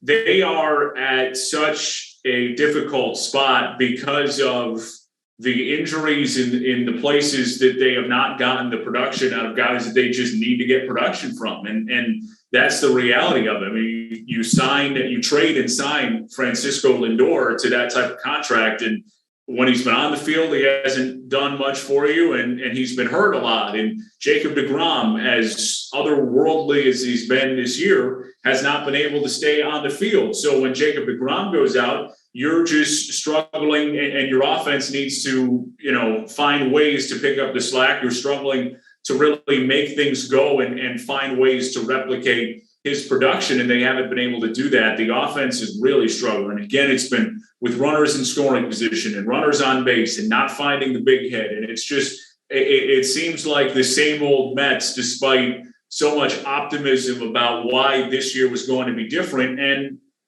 we've talked a little bit about this with the Yankees and with the Padres and with the Reds and the Dodgers, and how big this trade deadline has loomed throughout the rest of the Major League Baseball regular season. And the Yankees seem to win it. And if not, the Dodgers won it. But those were 1 and 2. And the Braves right there in that same conversation. And those are the three teams that have really taken off in the second half of the year. The teams that didn't make the moves and haven't found that same success. The Mets right squarely in that conversation, with really the biggest move being Javi Baez, and that hasn't panned out with some of the injury issues there as well. But the Mets and the Padres right in that square category. And it's just so interesting to see how they have really struggled just picking up that slack, and how important it illustrates that Jacob deGrom is to their organization. And I want to, you want to be critical of Francisco Lindor a little bit, just because of the health situation. I mean, you're going to be good and bad. And don't get me wrong, Francisco Lindor is an outstanding baseball player, but it's just amazing how continually, in one way or the other, Jacob deGrom proves to be so valuable to a team that has missed him sorely, and the rotation has not been able to pitch at that same level, and they still haven't hitting hasn't picked up the slack. And there's just, in my opinion, not much reason to believe that this is something that gets turned around. And they're staring at a pretty steep deficit with the Phillies in front of them, and of course the Braves playing great baseball. I don't see the Braves really slowing down at any point, because of just how well they put things together. And yes, a massive loss with Ronald Acuna Jr. out of the fold, but they picked up the slack, and that's what good teams do. And the Braves have proved to be a good team, and the Mets have proved that they're really not that good a team.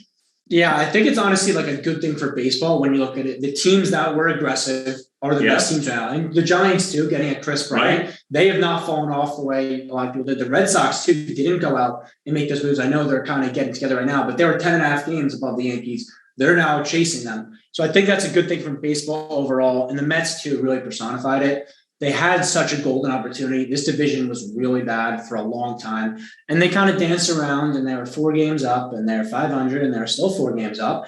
But it caught up to them. The Braves, they had the confidence, even without Acuna for the year, let's go all in. They traded for 4 bats at the deadline. Soler, huge second half for the Braves. Like all these guys, they got Jock Peterson, a really nice find. These guys, Rodriguez, solid in the bullpen. It's paid off for the Braves. They've seen the Mets enter the month up 4 games on the Braves. They are now down 7.5. Yeah. So you're really seeing the contrast here between teams who went all in and wanted to improve and teams that didn't. And whether you can blame a Zach Scott first year and probably only year as the GM, tough situation, filling in for Jared Porter. Sandy Alderson certainly gets some of the blame. He was brought in because he was a guy who had experience running a ball club. And you kind of punted on it here. And I know a lot of Mets fans are really frustrated. A lot of them have given up on the year. The hitting too. And the hitting over this stretch, I think it would drive me crazy, because these 13 games, 7 of them were 1-run losses. Yeah. Like, we know these two teams are more talented than the Mets, but they were in these games. And Louis Rojas said after that last game, they take that as positives. He was like, not all the games are blowouts.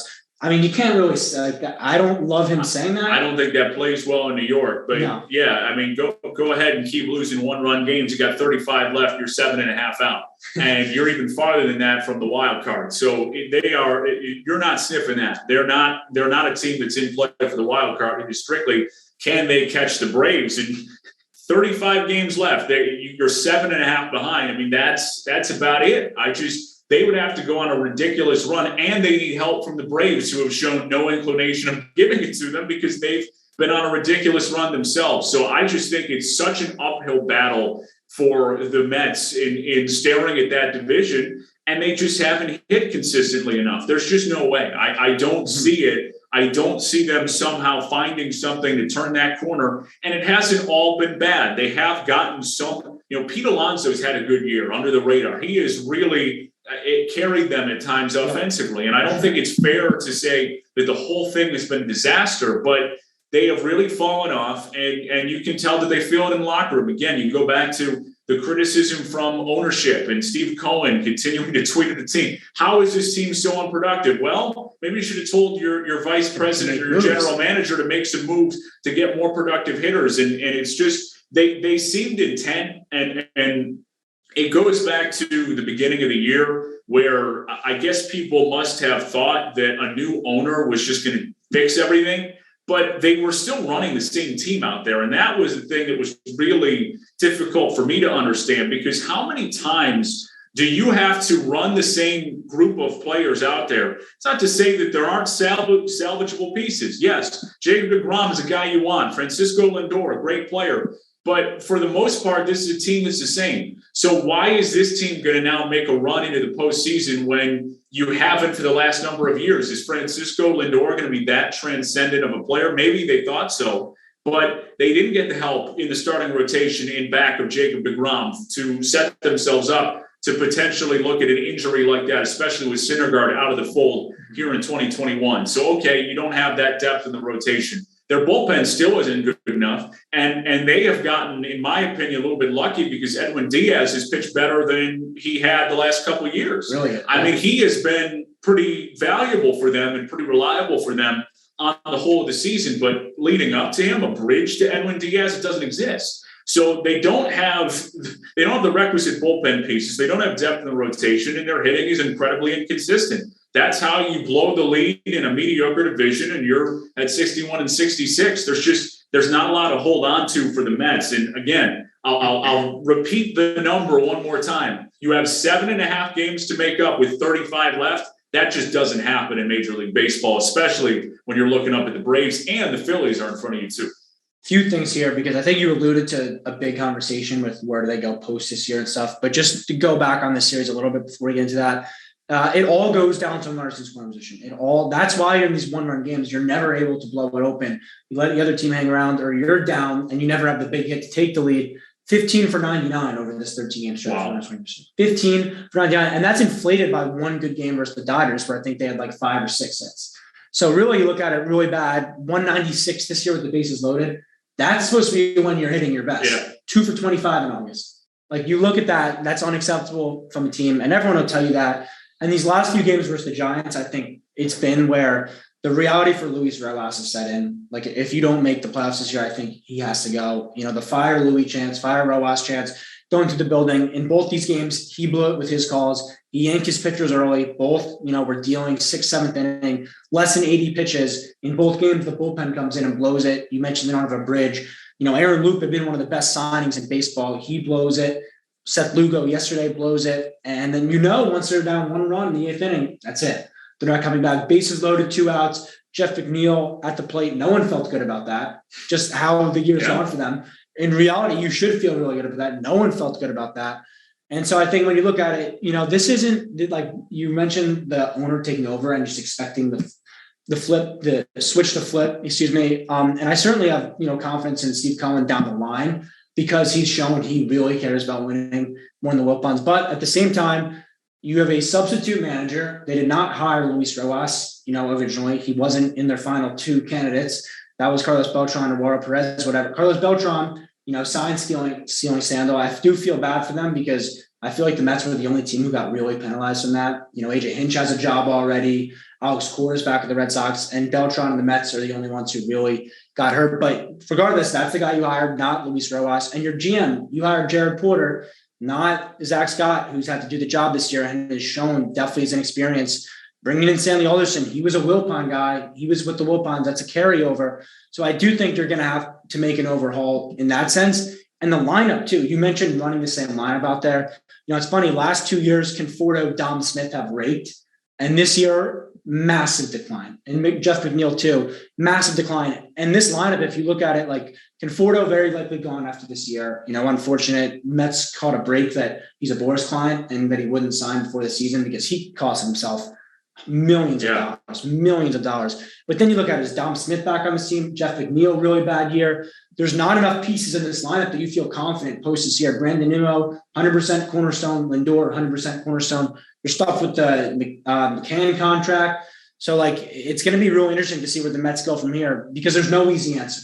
There's no flipping this way. It's going to be a complete overall, I think. And it's one that, maybe in the long run, they'll look back at it and be kind of happy that they blew this lead and everything. But this year, certainly the frustration is justified. But when you look at their lineup, Lindor is going to be here for a while. Alonso is a piece. Right. But save for that, who do you really like? And there are some guys who you would expect will be there, but are you in love with having Jeff McNeil? I mean, he's not played as well as he has in past years this year, and you mentioned struggles. But it's just it is very much a collection of players that just have not, over the last couple of years, inspired a ton of confidence. And there's fluctuation, but it's a tough year for the Mets, and I think it goes back to the ownership. And I'm not sure what the thought process was in terms of maybe there was just a lot to do, and that's part of it. I was surprised that Luis Rojas was given the opportunity to manage this iteration of the Mets just because of the new ownership. And I've talked to a number of Mets fans who mentioned that it might have just been because of having to do with the general manager search and taking over and Sandy Alderson, and then everything that went on with Porter and just having to negotiate all of those things. And it's your first time as an owner. Right. That it just was easier to not have to add on a manager search to all of that. But I don't think anyone really gets the feeling that Luis Rojas, unless the Mets really overachieved this year, was going to be in the fold past 2021. I think he has certainly proved that that's not going to be the case. And again, it's not all his fault either, because this is a roster, as we mentioned, just is lacking in so many areas. And that's a Sandy Alderson problem, because he's the one who's really pushing the buttons at the moment. You can make you can criticize an interim GM, but there's no way that he has been given the leash aside from what Sandy Alderson wants to give the go-ahead on. I mean, he's the guy who I think is going to bear the brunt of the blame in this spot. And whether Steve Cohen feels like he's going to want to move off of Sandy Alderson at some point remains to be seen. But it's a tough spot for the Mets. They're in a very difficult situation, and I think they're done. That's the reality of the situation. They didn't do enough in the offseason. They had a chance to do something at the trade deadline. They didn't do it then either. And now they're going to be sitting here in late August and early September looking at what could have been in their season, because they're just not good enough right now. The Mets are not playing good baseball, and their season's done. It is what it is. Here's the thing I'll say. The Luis Rojas thing, the more I think of it, honestly, I'm fine with giving him another year. 160-game COVID year, that's not really a fair straw to give him. So, I get that. And with the ownership and everything changing, the GM and everything, I get that. In reality, it wasn't your guy. And I think he was always tied to the playoffs. I think even if they were a 500 team, let's say that the NL East was as good as it was supposed to be, the Braves were as good as supposed to be, they win 85 games and miss the playoffs by 3 games. I think he's gone no matter what. So I think Steve Cohen, you think he wants to bring in his guys, but he brought in Sandy Alderson. Yep. Sandy Alderson played a pivotal role in getting him the team and vouching for him and everything. They have a close relationship. This is going to be a big test, I think. How aggressive is Steve Cohen? How much does he care about winning? If you do bring back this group, I don't. And no matter how many tweets you send out there, you're not showing it with your actions. So I do think that's really interesting there. The one thing I'll say about the season being over, and I'll admit, I said on Nosebleeds on Monday, if they won this series versus the Giants, I was very confident in them winning that last game versus the Dodgers. I thought they were going to go on a run. This was a chance here. They get swept in that series. So I'm not saying, I've backpedaled as much as I could on that take. I'm pinned up against the wall right here, as you can see in this little studio. Yeah, exactly. So that I'm not thinking that anymore. But the Braves and their schedule, the Mets, it does get, you mentioned the Yankees series, September 10th starting up, whatever. Before that, it's all Marlins Nationals, interchangeable Nationals, Marlins.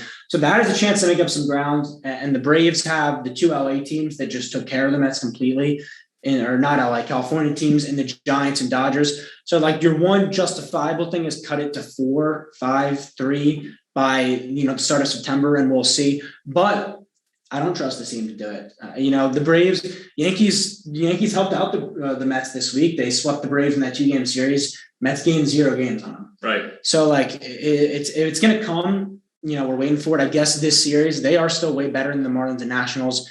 The last time they had any success, they swept the Nationals. So we'll see on that side of things. But, the schedule does go in their favor a little bit here. It's just at the end of the day, I think they're so defeated by now. I'm not in the locker room, so I can't speculate, but it just doesn't look like these guys are really focused. Well, the schedule is doing them a favor, but are the Mets going to do the Mets a favor? Yeah, I think is the heart of the issue, where you just don't have a ton of confidence in the Mets playing good baseball. I mean, that's just the reality of it. And it's tough to hear if you're a Mets fan. I get it. I understand it. This is a team that had really lofty expectations, but it's time to tear it down, and it's time to do something different. And, I'm fascinated by this offseason for them. And that's where the direction is headed. And that's where the thought process should be. What's going to happen in the offseason? Because you're 7.5 out with 35 games left. And I've said it a million times, but I'm going to say it again. You're out.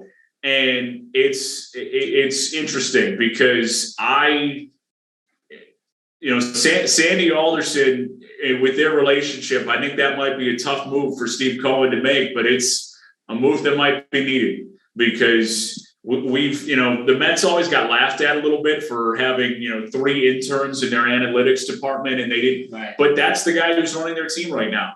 And you can criticize the Wilpons, but there are some resources that were given to Sandy Alderson to create some semblance of a way of running your baseball operation, and he didn't do it. That was the way he was focused on doing things old school way, and that's just not the way that baseball is running right now. It doesn't mean it's entirely analytics, but the Yankees have found a ton of success in that arena, and the Dodgers and some of the lower level guys that you're picking up. And I criticize the Mets for this over and over again, and maybe it'll change with Cohen, but you're not the Yankees. You're not the Dodgers. You can't try and run your organization that way. You have to change your focus to being a more analytically, yes. We are picking up guys on the margins who other teams didn't like. And this is our diamond in the rough type of Giovanni Urshela acquisition or Andrew Velasquez acquisition, those types of guys, the, Andrew Haney's or the, Clay Holmes, exactly right. Those guys that the peripherals are great. So we're going to pick them up. We're going to have our coaching staff work with them. And now they're going to be good players. And that's what the Mets are looking for. That's what the Mets weren't able to get this year. And it's a lost season. And I, keep going back to it's a tough situation. And it really is because of such a missed opportunity. That's what it is. It's a missed opportunity where they were in a position to take advantage of a really weak division. It was there for the grabbing for the Mets in the National League East. And they had an opportunity, like you mentioned, they had an opportunity to bury the Braves, to tell them, no, you're not going to buy the trade deadline. Couldn't do that. The moves were made for Atlanta, and they were the right moves to make. And the Braves are off and running, and the Mets are in the rearview mirror. And the thing I'll say is, you bring up how the Mets aren't the Yankees and Dodgers, but if I was a Mets fan, I'd say, well, why can't we be? They have the New York market just as much as the Yankees. And I think that's the frustrating thing they always went back on with the Wilpons. Why are you spending like the Rays when you are a New York baseball team? And we didn't really see it. And the deadline, it's what everything is going to come back to. Not making the moves at the deadline when your team was in a position, you admit you're mediocre. The one move you make, Javi Baez, you talk about analytical. That is not an analytical move. Javi Baez, 294 on base percentage. Analytics do not like that. No. They won't even sniff a guy like Javi Baez. The energy and the team chemistry isn't going to parlay you a playoff, or they can win you games every now and then. It can provide exciting moments, which Javi Baez obviously does.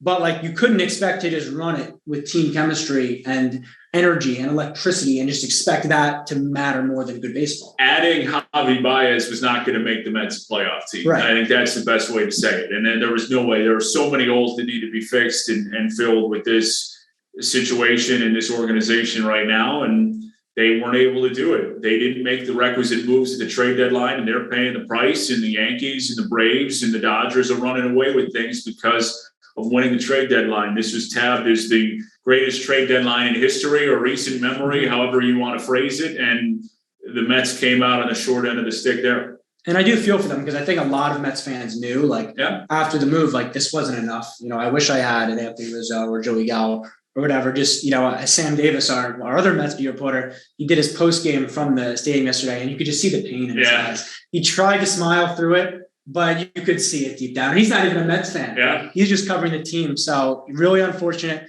stuff. I think we're going to end the Mets segment here. We're done with baseball talk for the day. A lot of baseball heavy start, but we'll be back with Mike. He'll be joining us for some NFL news. So stay right here for more one-on-one.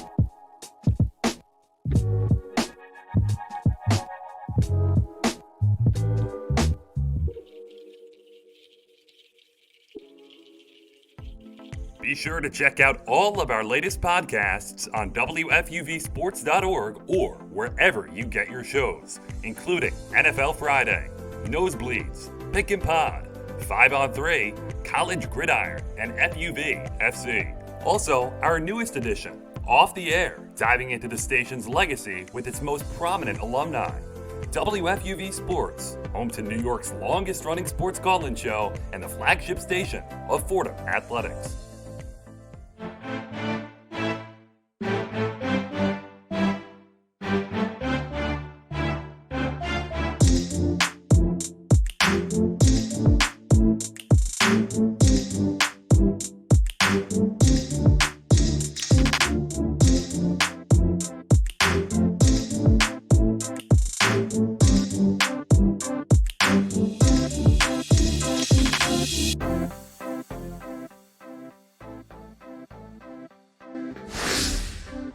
We're back here on One-on-One, New York's longest running sports call-in show. We're going to shift over to the NFL world. A week left for the preseason. We talked in the intro, just stay healthy. Please stay healthy.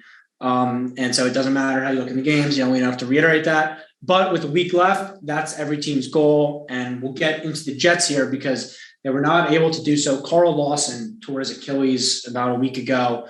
They went out, probably the biggest move of the offseason. Definitely, as a Jets fan, I'll just say, top 3 guy on this team you don't want getting hurt. He was so important. And when you look at last year, obviously they struggled a ton. They had 0 pass rush, and the cornerbacks are definitely a weakness. And so obviously when you have no pass rush, those bad corners are going to get exposed. And they didn't really do a ton to address the corners. They addressed the D-line. So the hope was that pressure will make the corners look better because they have less time in coverage, right? I don't have to explain it all. So obviously that hurts the Jets a ton here. We'll start with that. Mike, I'll kick it to you. We'll just start with Carl Lawson. There's some other big moves, injuries. Vinny Curry also after the Jets, a solid piece on the D-line. What are your kind of thoughts here on where the Jets go from here?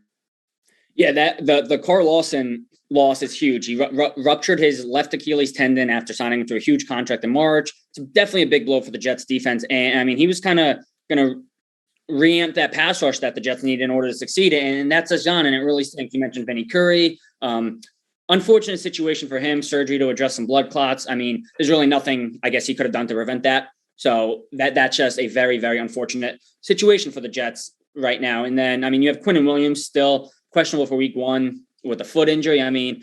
For me, Quinnen Williams is a guy who they really expected a lot out of. And I feel like he's just out of shape. He's obviously a very, very good football player. He's a little out of shape for me.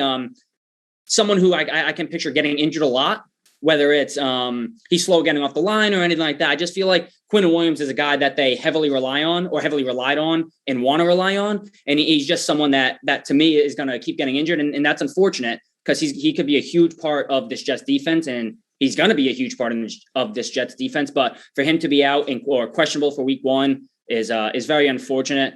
Denzel Mims as well. He has an undisclosed injury who's questionable for week 1. So they got to get some of these guys healthy. I mean, Nick, you mentioned before, you can't really say how well a player is doing due to preseason or whatnot because they don't really play, no starters play. But these are guys who the Jets need in order to even win any games. So without these guys, I'm not sure how the Jets are really going to even be the smallest bit of a problem entering the week 1 of the season. And it stinks because I know a lot of guys have a lot of expectation for Zach Wilson and the Jets with Robert Saleh moving forward. So it's unfortunate to see all these injuries. They're just not able to stay healthy. LaMichael Pirine has a foot injury as well. He could have been some depth in the Jets backfield. So they really got to be able to do something in order to get healthy, because I'm not sure how they're going to be able to sustain any winning or just stay healthy if these guys just keep going down and they really have no one to block for Wilson or anything like that. So it's unfortunate, but the Jets aren't in a great situation right now injury wise. And this is something that they have to fix. Obviously it's not going to be fixed before week 1, but you can't have all these guys being out till week 3, week 4, week 5, because the Jets aren't going to be able to come back from those 4 or 5 weeks and maybe even 5 straight losses. So these guys have to get back, and they really have to figure out something to just keep these guys healthy, whatever that may be. They just need these guys back. I mean, the Jets were in a tough situation before anyone got hurt because their roster isn't very good. I don't know if I'm breaking any news here, but the Jets aren't very good right now, and it's going to be a long season again. And it's the beginning of another rebuild, and it's going to be a long way up, especially in a very difficult division. The Bills aren't going anywhere, and New England looks like it's well positioned with a top 3 offensive line, a top 10 defense, and Mac Jones, who apparently looks pretty good, and we'll see what will come of him with a bunch of free agent acquisitions for New England as well. And Tua looks better in the preseason. Again, you don't read a ton into it, but this is a roster that's very good. They've got weapons. They had Jalen Waddle on the outside, Mike Gesicki, a very formidable tight end, and a defense that is improving as well under a very good head coach in Brian Flores. So the Jets are in a tough spot, and you feel like it may not be all of their doing because of, we talked about this in our pre-production, but, Zach Wilson may come in and be very good. They may find some success offensively with Zach Wilson, but I don't know that it translates to wins. And then where do you look? Where does that get you? Does Zach Wilson get a second contract for playing well and not winning? I don't know. I mean, what does that landscape look like? So it's a difficult spot for the Jets to be in such a tough division. But, the injuries certainly don't help. And I hate to say same old Jets, but that's what it looks like. And it's a new coach. And, Woody Johnson is back, a general manager that a lot of people like. And I think the moves were in the right spot, but they have not been able to stay healthy. And Carl Lawson, for as good the expectations were for him and as good a player as he has had trouble staying healthy. This is the 3rd time he's had a major injury, a couple ACLs and now the Achilles. So he is not someone with an exceptional track record of staying healthy. And now you add in Mekhi Becton and some of the questions there with his conditioning and what are some of the new pieces going to look like. So, Vinny Curry, blood clots. Are you kidding me? Okay. And you wish him the best. You hope everything's okay. But oh my gosh, another break for the Jets where they signed the guy who's got, a rare condition or something like that. So it's just a really, really unfortunate for the Jets. And I think it just all adds up to another long season. And that's what it's going to be. They're in a difficult division. Again, these are 3 really good teams that they're looking to compete against. And I think Robert Saleh can coach. I think Zach Wilson will be able to play. But without the requisite pieces around them and in a difficult division, they're looking uphill for sure. Yeah, Carl Lawson, this was a crushing loss. And it's not even just about this year. First off, the last 3 years, the Jets have had a significant defensive player just missed the entire season. Avery Williamson tore his ACL in the preseason. TJ Mosley opted out last year, and now Carl Lawson. Same old Jets. It looks like that. It sucks to say. And Carl Lawson too is a guy who always talking about how much he loved being a Jet. This is the most fun he's ever had. Loves Coach Saleh. So it's crushing to see a guy like him go down. Never a good thing. But this year isn't about wins. It never was, even with him. And I know it's tough to just put that past him, but this is a building year, right? 2 firsts next year. Yeah, a ton of picks come in. This is the first year with Joe Douglas' guy. He was working with a quarterback he didn't draft and a coach he didn't choose. So it's hard to really see what you have. And I'm a huge Joe Douglas fan. I think a lot of people around the league speak very highly of him. I really like some of the moves they've made. It's really about Zach Wilson this year.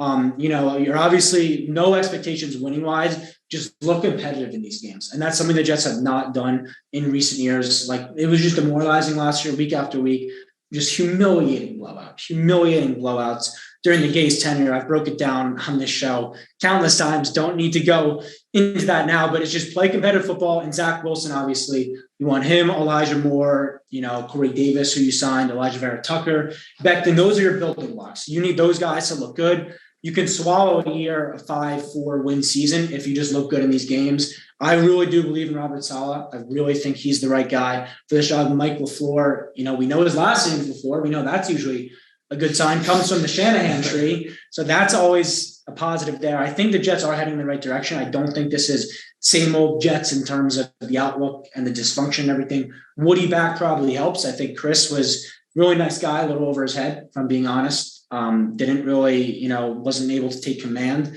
of the team the way I'd like an owner to. So I think that obviously this loss is about this year overall. It's more than just this year for the Jets. So we'll see what happens there. We'll move on a little bit here because there's some other injuries, Travis Etienne, Liz Frank injury, really bad break for the Jaguars, minimum 12 weeks, but I think all indications are he's done for the year. And this was a guy who Urban Meyer uses a first rounder on. This is a guy who played with Trevor Lawrence in college. This is a guy who had a lot of ability. We'd seen it. They were going to use him in a ton of different ways. He was lining up in the slot all over the field. It looked like it'd be a true weapon. At the same time, it wasn't a need. I think running back was maybe the one position you could justify not going out and making a move. James Robinson, one of the best stories of last year. So, Nick, I'll start with you. This Travis Etienne injury, do you think it speaks more to maybe the incompetence of Urban Meyer possibly, or just a really bad break, great player, but just an unfortunate scene of events? Well, I think it's probably a combination of both. I don't know that a player getting injured is necessarily a reflection on the coaching staff, but there are rumblings, of course, about some of the veterans in Jacksonville not thrilled with the way that Urban Meyer is running things. And this is always, something that will happen when you've got college coaches coming in, and fascinated by that transition. I thought if anyone was going to be able to make it work, it was going to be Urban Meyer. And now we're talking about it's already failed and we haven't played the game yet. So you never know. The problem with the Jaguars, they're just really not talented. I mean, they have, we talked about the Jets, and you're mentioning some of the building blocks, and you feel like, okay, the Jags probably got the better quarterback. The Jets would have liked to have Trevor Lawrence, and that was a popular sentiment. But aside from that, we talk about how desolate the Jets roster is, and the Jags are even worse. I mean, what do the Jags have? There's really not much that's there other than James Robinson and Miles Jack on defense. But it has been a complete teardown of what they had on their AFC Championship game roster of 2017. And there's literally nobody left. So it's amazing to see how quickly that has been torn down and how everything has just gone to shreds, and they're starting over. And they were able to bring in a couple of pieces with some of that teardown. I mean, Jalen Ramsey netted them a couple of first-round picks, but save for Jalen Ramsey, they didn't get much for a lot of those guys. You talk about Allen Robinson, a guy who was really found his footing in Chicago. He left for nothing. They didn't get anything for a guy the caliber of Allen Robinson. But Trevor Lawrence would like to have Allen Robinson his disposal at the moment, right? So it's just amazing how they have really not gotten a ton for that teardown, and they're not talented. They don't have much in the way of weaponry on their roster, and it's a tough situation for Urban Meyer and for Trevor Lawrence to walk into, because the protection is a huge question for them. And that's been thrown around a ton. They were in the spotlight because they got a Monday Night Football preseason game, and the Saints tore them to shreds in the trenches, and in particular on the defensive line against the Jags O-line. And there was not a lot of protection. Trevor Lawrence is not used to being under duress like that with the offensive lines that he played against, behind rather at Clemson. So I just think it's going to be a difficult transition for him. It always is for rookie quarterbacks. There's a lot on his plate. Right to have him starting week one. There's no way that Gardner Minshew should be starting. Lawrence is ready, but he's got to adjust, and there's not a lot in the way of weaponry. And Urban Meyer is a guy who has to adjust. He has always played with the best players on the field. When you're coaching at Florida, when you're coaching at Ohio State, you have the best players. It talks about, I want us to play incredibly fast. Well, you do that by having great athletes. And at Ohio State, you can recruit them. You can't do that in Jacksonville. You got to throw money at players, and they didn't really do that. They had an excellent opportunity with a lot of cap space, and they didn't capitalize on it. And so the roster isn't great. The coaching staff, I think, stands with some question too. I mean, Trevor Lawrence is being coached up in year one, this prodigy quarterback, by Darrell Bevell and Brian Schottenheimer. And I think that raises some eyebrows too. Yeah, the ETN injury to me is really unfortunate because I loved watching both of them play at Clemson. I mean, they were the 1-2 combo that everyone loved to see. There was a lot of talks about where they could go together in Jacksonville. And it's very unfortunate for such a useless game, him to get a pretty bad injury from the way I saw it. And now he's just out for, I'm pretty sure, the entire season, it was said. And I was really excited to watch them. And Nick, you said it, they weren't going to be good with him in the backfield or without him in the backfield. They stink. They are not going to win many games. You saw they have to cut Tim Tebow, which I think is a whole nother conversation on its own. Of the type of people there or type of players, I guess, they're going after and trying to sign. But it's an unfortunate injury. That there was a lot of potential between him and Trevor Lawrence together and singularly. And it's going to suck to not be able to watch them both in their rookie years, not contribute and not do what they're supposed to do. But there is a lot of positives that can come the Jaguars' way after this season. This is just like the Jets, Ryan, you said, it's kind of like a stepping stone. They're getting used to Urban Meyer. Trevor Lawrence's first year. All the other guys they signed, they need to just build that chemistry and be able to really perform like they did in college at the higher level. Obviously, much stronger guys, much different playbooks and stuff like that. But I think going forward, if they get the right guys, ETN comes back healthy, they get an offensive line and more players on defense, they'll be good 4 or 5 years down the line. I know it might be an unpopular opinion to most, but they can be good. Trevor Lawrence is obviously a great quarterback from what we've seen at Clemson. I guess we haven't really got a gauge on him in the NFL yet, obviously, but it's gonna be tough this season. No ETN wouldn't have made a tremendous difference, but it's gonna be tough watching this team go head to head with some of the best competition, and they're just not gonna be able to compete and play well. Yeah, it's funny because like Trevor Lawrence to the Jets seemed inevitable for so long. So this kind of fall, I became like a Trevor Lawrence defender, fighting for what I thought would be my quarterback. One of the things people kept pushing on is like, where's the adversity he's ever overcome? Like, that's the one thing we don't know. He's played with these 5 stars, these NFL guys against non-NFL guys. So I think now is where we're going to see it. This is a really bad team, more likely to go 1-16 or 6-11. Like I skew the wrong way there. I really would. And this Travis Etienne pick, it does concern me because I think that was a shocking move to pick a running back in the first round. I'm never really a fan of it. If you're in a desperate need like the Steelers, it might be another story, but this was not a need at all. You mentioned 2 cornerstones. One of them's a running back, and the shelf life of running backs is so little too. Like for this pick to really pan out, a lot would need to happen. This is one of the picks you mentioned they got for Jalen Ramsey. It's to be determined there, but it didn't look like they really did a great job capitalizing. So I think when you look at Jacksonville, there's a lot of questions, but at the end of the day, if Trevor Lawrence is good as he should be, and everyone thinks he will be able to kind of mask a lot of these holes. No one expects him to compete right now. Defense is years away. Offense still a few years away, but Urban Meyer got the years on his deal. He's going to have time to build his team the way he wants to. So, it should be interesting there. Obviously, running back's not going to change your season, but we'll move on here with some NFL stuff. some COVID stuff. You know, the Titans had a little outbreak here, reminding us that this is still here. It still plays a factor in our real world and in the NFL world. Ryan Tannehill, Mike Vrabel, 10 other players-ish there. You know, Tannehill is vaccinated, so he'll be back soon. And, you know, while that's not a big thing, I think that just shows that this is going to be a factor this year. We'll get into maybe your Bills here because they've been a real hot topic when it comes to the vaccine. Some outspoken players, Cole Beasley, very against it. Isaiah McKenzie, too, put on Twitter, he got fined $14,000 for not wearing a mask. A lot of money, and I think it just shows kind of how serious, Nick, the NFL is with kind of enforcing this vaccine. Yeah, I think that it's very clear that they are pushing in every subtle, not so subtle way that they can to get players vaccinated. And there was a report yesterday night that mentioned that the owners were looking to try and really push a mandate for players to get vaccinated, and it didn't get a ton of traction with the NFL Players Association. I'm not surprised. You know, there will be some players that for whatever reason will not want to be vaccinated or don't feel comfortable with that. So it is what it is. But it's increasingly clear that the teams that do get vaccinated and have that are at a competitive advantage. They can have the meetings in person and they can dump some of the protocols that made things much more difficult last year. Now, does that really, weigh on certain teams? I don't know. I think the Bills are in a good spot where they got to do some of their meeting remotely. Well, they've had the same head coach, offensive coordinator, and defensive coordinator for 4 years now.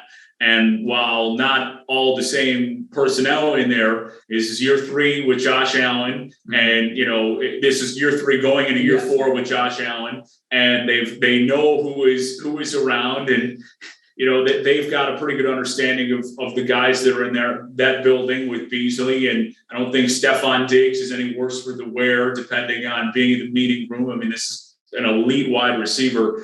And their defense, even more so, has been together for even the year before Allen was in there. So, for a team like the Bills, is it a huge deal? No. For a team like the Titans, it's probably more of a factor because they have a lot of weaponry that is going to be new in the fold. Yes, Ryan Tannehill is still there, but a new offensive coordinator with Arthur Smith departing to go take the head coaching job at the Atlanta Falcons. So now you're looking at introducing Julio Jones into the fold with a new offensive coordinator. How does that work with Derrick Henry? And, Corey Davis is now out, but you still have A.J. Brown. Like, where do all these things fall? And the defense is a major question. The Titan defense has not been good over the last couple of years. And you signed Bud Dupree to a massive contract. Okay, he's a pass rusher, but how is he learning the defense? And where does that fit with a first-round pick at cornerback with Caleb Farley? So there's so many things that are just up in the air for the Titans, I think, and teams that are less established in that sense. So I'm interested to see how it plays. And there's a lot. It's a hot topic. And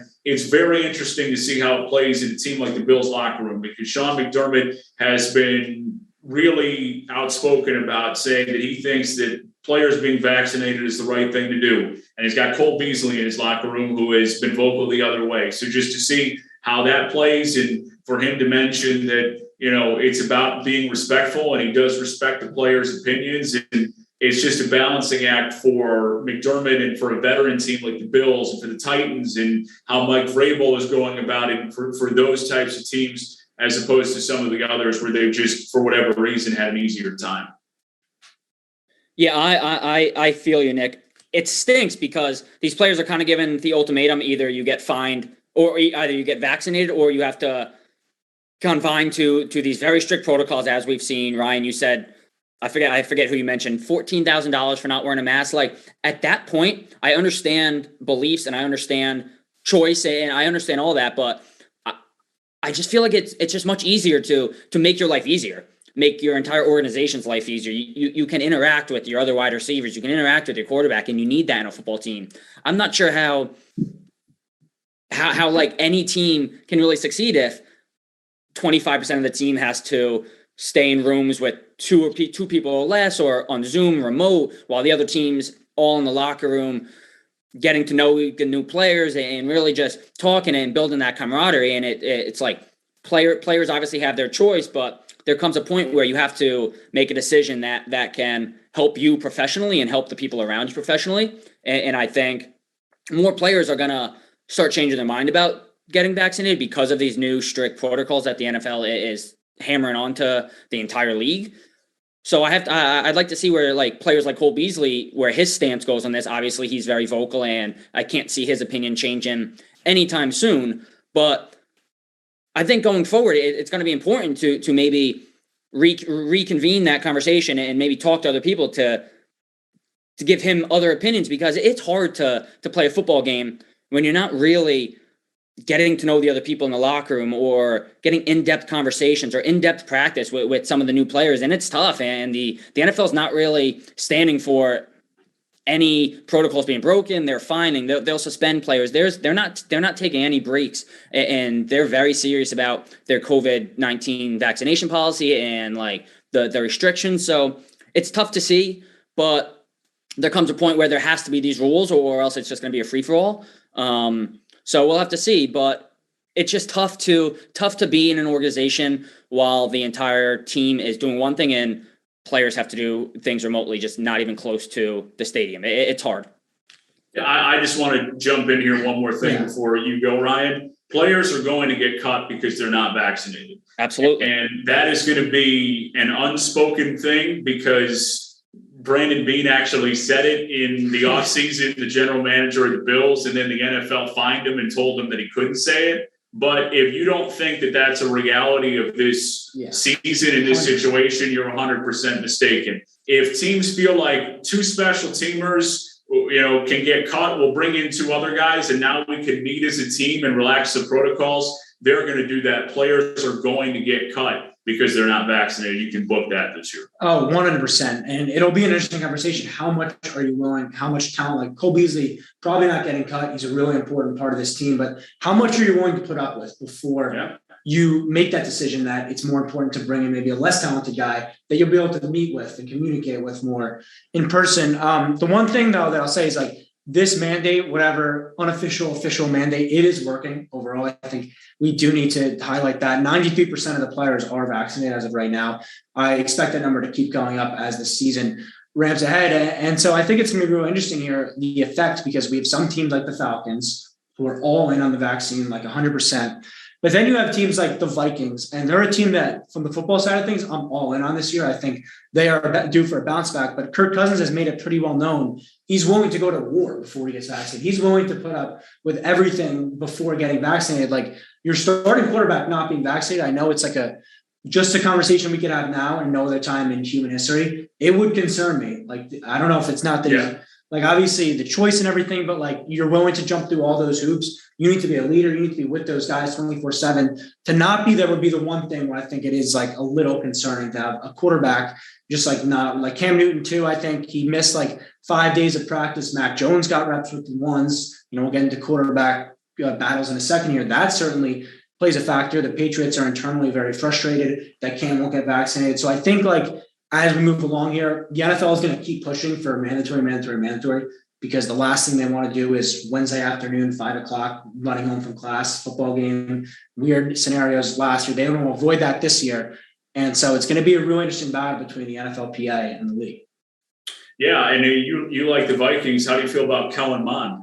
Because that's going to be a major factor potentially, and I'm with you 100%. I mean, quarterback in particular is somebody who you really want to be vaccinated, because injuries do happen, but there is almost everywhere in the league a steep drop off between who is starting and who isn't. Mm-hmm. So a lot of teams would be very much worse for the wear if their starting quarterback were to miss a game or two because of COVID protocols, if that were a situation that were to arise. So yeah, I'm with you 100%. And it's going to be, it's designed to make life difficult if you're not vaccinated. And I don't know if the players are 100% latching on to that, because I know that there were some rumblings about, well, this doesn't make sense, or why do it's not really supposed to make sense. It's supposed to be, this is very difficult for you to deal with because you're not vaccinated, I think is what the NFL is shooting for. And, because of the Players Association and the legal battles and the whole thing,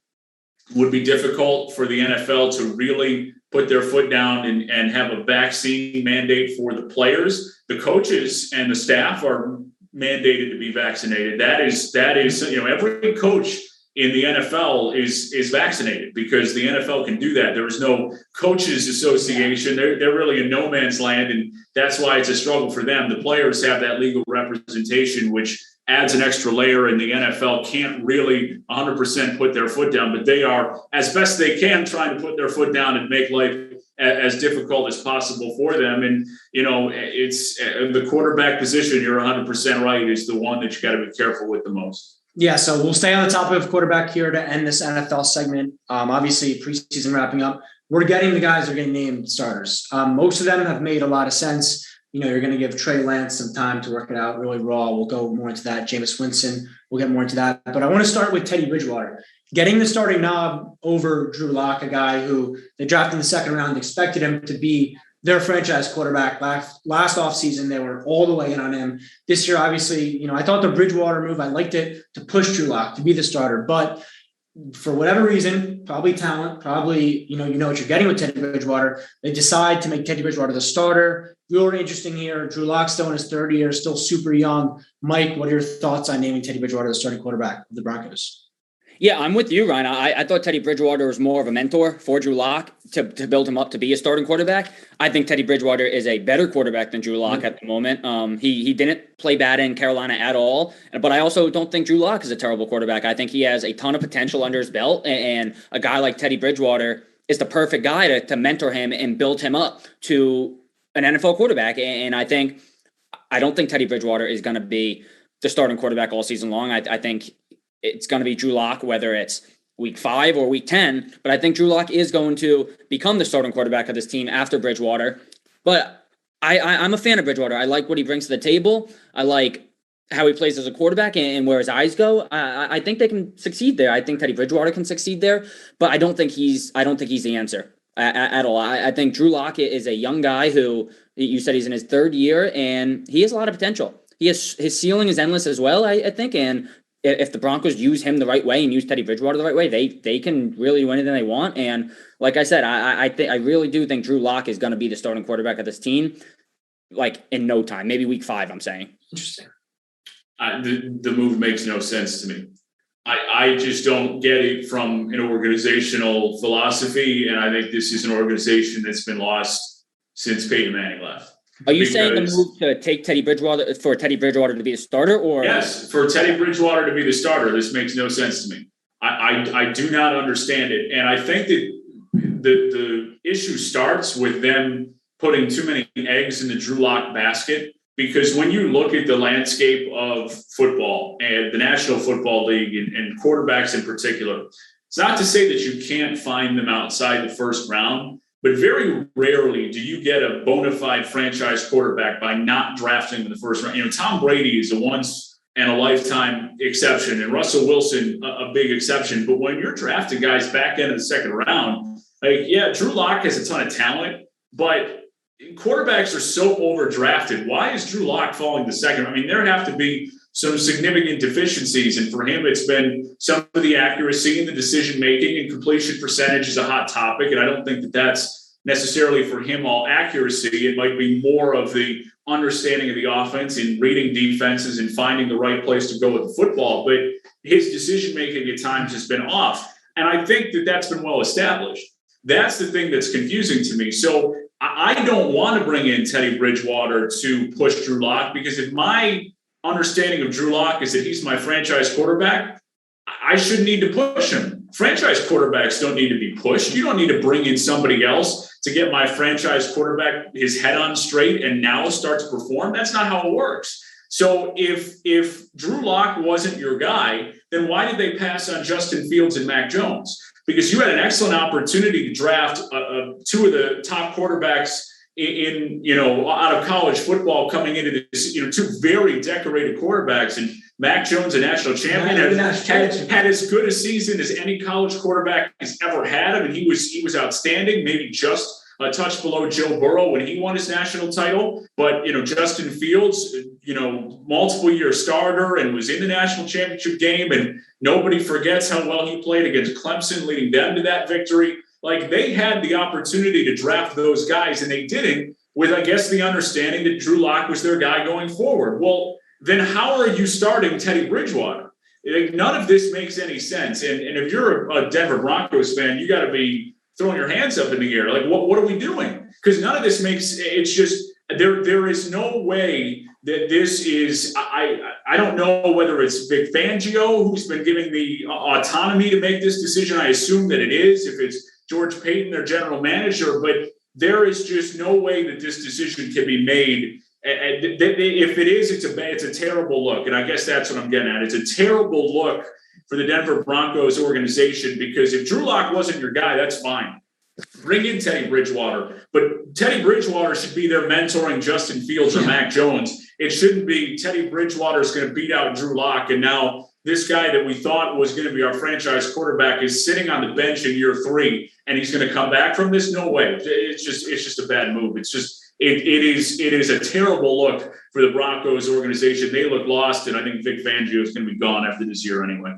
Yeah, it's irresponsible for sure. Since Peyton Manning, awful luck. Like, I've just done everything wrong. Here is why I think they did it, and it's something you just mentioned. I think Vic Fangio is also going after this year.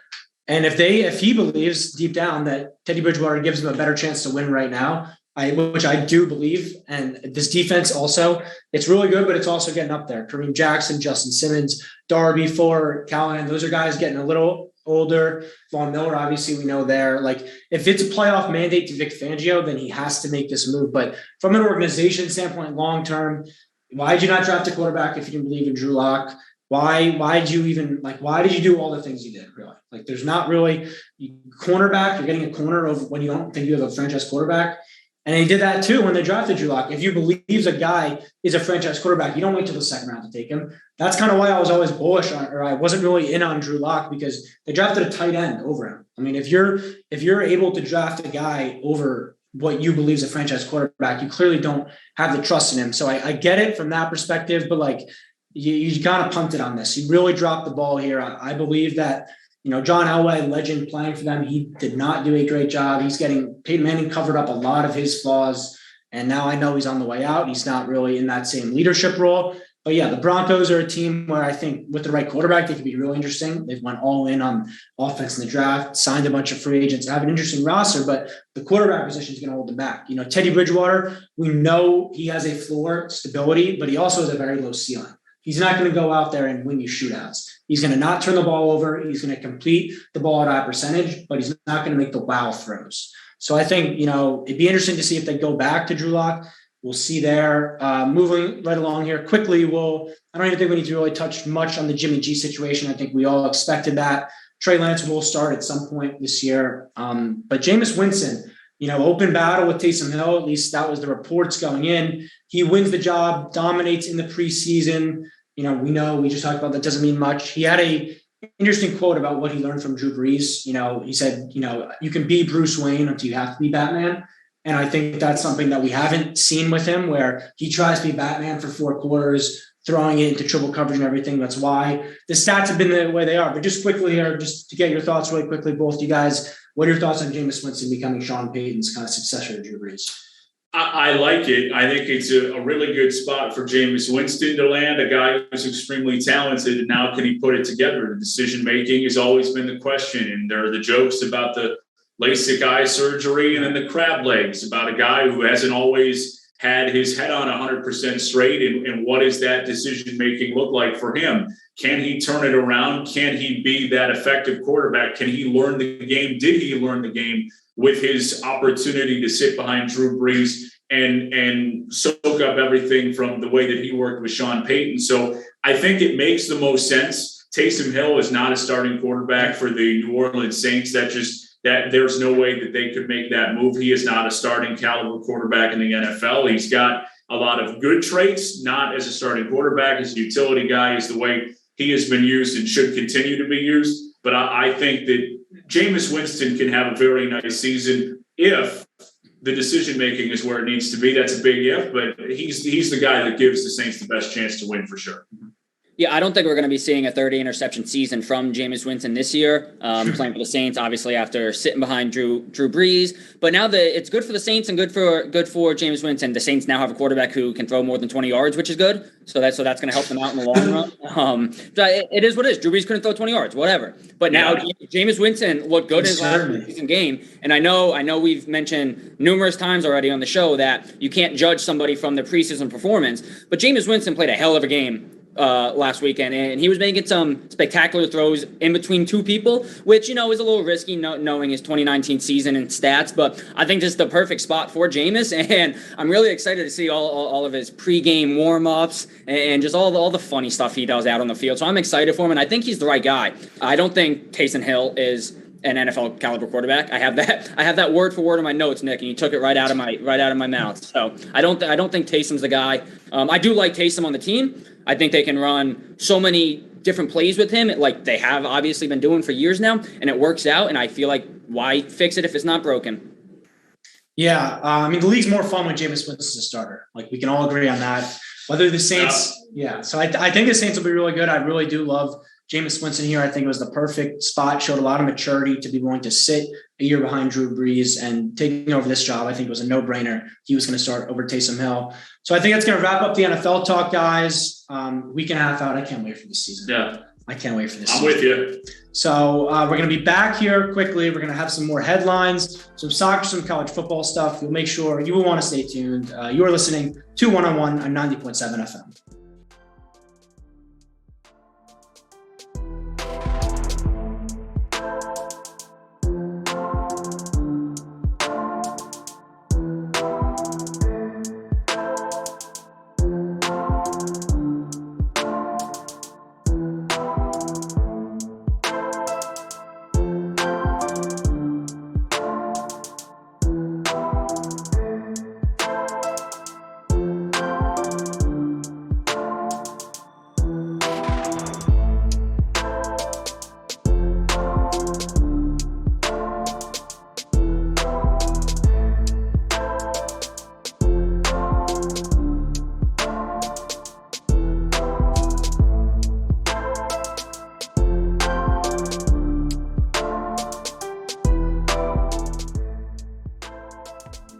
One-on-One has a brand new YouTube channel. Subscribe to WFUV Sports to catch our simulcast Saturday nights and get notifications so you never miss another show. Miss the show? You can find on-demand segments, interviews, and highlights every week. WFUV Sports, home to New York's longest-running sports call-in show and the flagship station of Fordham Athletics. It's WFUV and WFUV HD, New York. Listener-supported public media from Fordham, the Jesuit University of New York. Right here on 90.7 FM, WFUV.org, and WFUVSports.org. This is One-on-One, New York's longest-running sports call-in show on 90.7 FM, WFUV.org, and WFUVSports.org.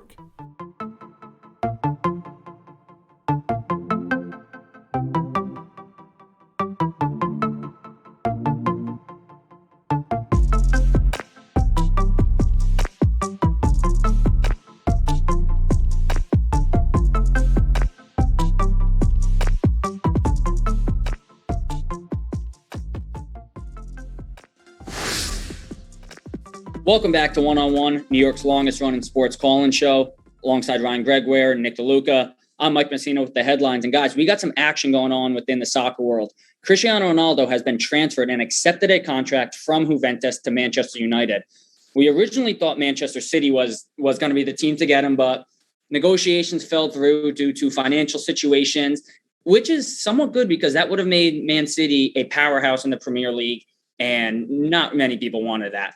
But where Ronaldo goes back to Manchester United, where he started his career, scored 118 goals in 292 games, and now have him back and are ready for that reunion together. And I'm sure Ronaldo, this is something he's been waiting for a long time now. And Ryan, I'll start with you. How significant is this for Manchester United? And really, what does it mean for the Premier League as a whole, getting Ronaldo back into the mix? Yeah, I think it's big and has a broad kind of implication too, because we talked before when it was a bigger story, the Super League that obviously ended up, getting dismantled, and rightfully so. But if he went to, a Man City, like it would have really, stacked the cards there. So it was big and I really like how he also kind of led with his heart. Obviously money is always a factor, but, if he went to Man City, it would have definitely, tempered his relationships with Man United, where he probably made his career there. That's where, he became the superstar that is maybe the most recognizable athlete in the entire world. And so, yeah, his impact can't be denied. He won 3 Premier League titles there, a Champions League. And so it's nice to see him come back here, 36 years old. We don't know how many more prime years we're going to get from him, but it's definitely as big. It's nice to have him back in the Premier League, that's for sure. And it should be a fun ride with Man United. Yeah, it to me is interesting, just the movement that you've seen recently with Messi, potentially, going elsewhere, and now Ronaldo on his way to Man United, and Mbappe potentially on the move as well. So there's a lot of movement from some really top players in a short period of time in a way that it doesn't always happen. Very rarely are you going to see these caliber of players moved, and then to see 3 of them in a short period of time is very interesting. But I think it is absolutely a win for not only Man United, but the Premier League. I mean, Messi was not there, and Ronaldo was not there, and Mbappe, was not there. So now to be able to get one of those, say, top 5 to 10 players in the world is really encouraging. And it's not to say that the Premier League can't get talent, because of course they can and have, but to have Ronaldo back in the fold, especially in, Manchester United colors, is very important for them, just from, that attractiveness standpoint. And I think provides a really nice storyline. I think at the end of the day, that's something that's going to make it very entertaining to see how Ronaldo returns back. I mean, Ryan, you and I talked about it. How similar is this to LeBron James coming back? And of course it's different, because Ronaldo is not, from the Manchester United area or anything like that, or, it's not his hometown team, but to be able to see him return to where it all began, I think is really something that's entertaining. And I think the Premier League is always better when Man United is in the fold and at the forefront there. And, Man City has really had success recently, and to level the playing field, I think is a good thing for the Premier League. Yeah. The other thing is too, like, it seemed like he needed a change from Juventus, down year for them overall. The few years he was there, it didn't really feel right. And it's funny too, with him supposed to be going to Man City, the reports are that, like, we were ready to have that be the headline. There are reports that he was messaging on WhatsApp, which, like, with players for Man United, that he has to come back to where you kind of had your glory days and everything like that. And it ended up working. And I like that, his agent said that, like, they're getting upset with Man City, and obviously money is still on the table, but to lead with your heart, I think, is always a good thing. It should be really interesting. Obviously, if he went to Man City, we already talked about it. Those relationships could have been damaged forever, heated rivals there. So it is nice to see him kind of return, and we'll see, the impact he has and if it really does matter at the end of the day. But even if they're not winning the Premier League, year in, year out, I think you still make this move 10 out of 10 times. For sure. And I think the way that it changes the environment surrounding the club too is incredibly important. I mean, how many Ronaldo jerseys are you about to sell again? And I'm sure for those who had him way back in the day are very, very excited to be dusting them out again. Now he's got to see what number he's got to wear the same number, right? But that is the thing for me that I think makes it the most fun, is just the excitement that he'll generate around the organization and the club as a whole, because that, I think, really makes so much of a difference. And, I think it's useful to make at least some semblance of a comparison, and it's not the same, but in the way that a certain team that is out of it or not expecting to be competitive will sign a big time player. Perhaps the Jacksonville, of course, Ronaldo, to even make this comparison isn't 100% right, but the excitement that a Tim Tebow generates in being the the tight end signing for the Jaguars, or hey, that's a bad. I can't even. I'm going to scratch that because it's a poor analogy, and we're just going to get rid of it because to even say those guys in the same sentence is probably disrespectful. I suppose. I mean, it is the English language, so I can say what you can say what you want there, but. When you look at that in signing a veteran player of high profile, here's a better example. The Buffalo Bills in 2009 signed T.O. The team was going nowhere. So you bring in that caliber of player, and I'm not saying that Man United is going nowhere, but the excitement that it generates around the organization is something that I think will be palpable, and I think will be there. And my apologies again for mentioning Ronaldo in the same sentence as Tim Tebow. The effect remains the same, but it's not a clown show, so I'll get. Yeah, if you did walk that back, we'd be in. I'm just trying. I'm working through trying to find an example for the people at home who aren't as familiar with the Premier League. That's all I'm doing, and I missed on strike one. That's it. And I wonder here, just the last thing I'll say on this, and I don't know if you guys even have the answer. Obviously, you brought it up how this transfer portal window, there's been a lot of movement at the top.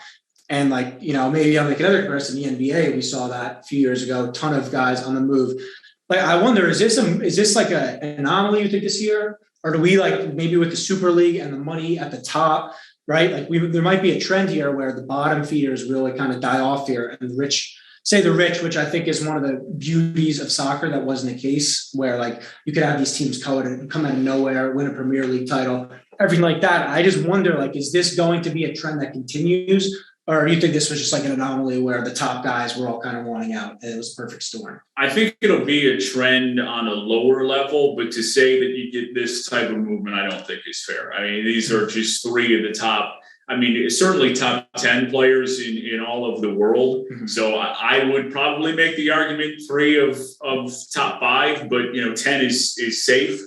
So, yeah, I don't think that those type of guys will move on this level in such a short period of time going forward. But I do think that with the money where it is, you will see more movement for some of those top level guys, but not quite to this level. I don't think that that's plausible.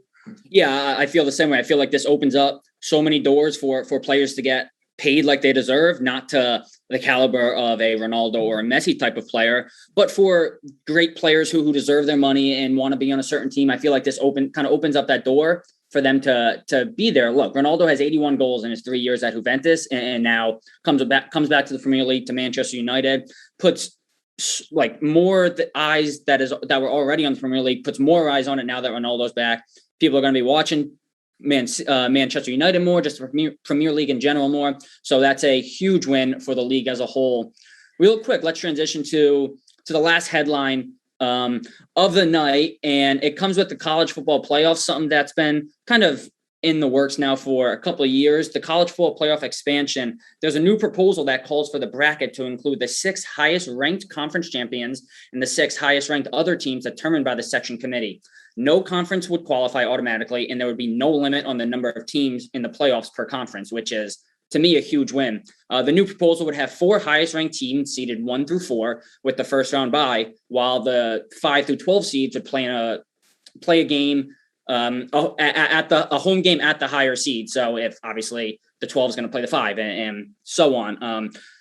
Quarterfinals and semifinals would be bowl games, and the national championship would still stay at a neutral site like it is right now.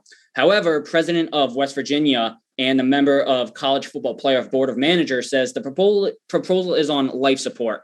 So I'm not really too sure what that means going forward, but I'm curious. I know you guys are both huge college football fans. In my opinion, this expansion is huge for college football as a whole. It gives so much light to teams that never really have the opportunity to be one of those top 4. You obviously have the Alabamas, the Clemson, the Ohio States, the Oklahomas, who are constantly in the playoffs, on the brink of playoffs, or we hear those names constantly, but this opens up so much more room for lower level teams who are very talented, who deserve a playoff spot, that just don't have the chance because they're not 1, 2, 3, or 4. And I feel like this expansion really gives them that break that they've been looking for a while. And to hear that this proposal is on life support is very, heartbreaking, and a lot of student athletes and coaches and schools are really upset about by this. And it sucks. I feel like this is something that could only grow the game of college football. And I know you guys might think differently or think the same, but I'm curious to see what you guys think. Nick,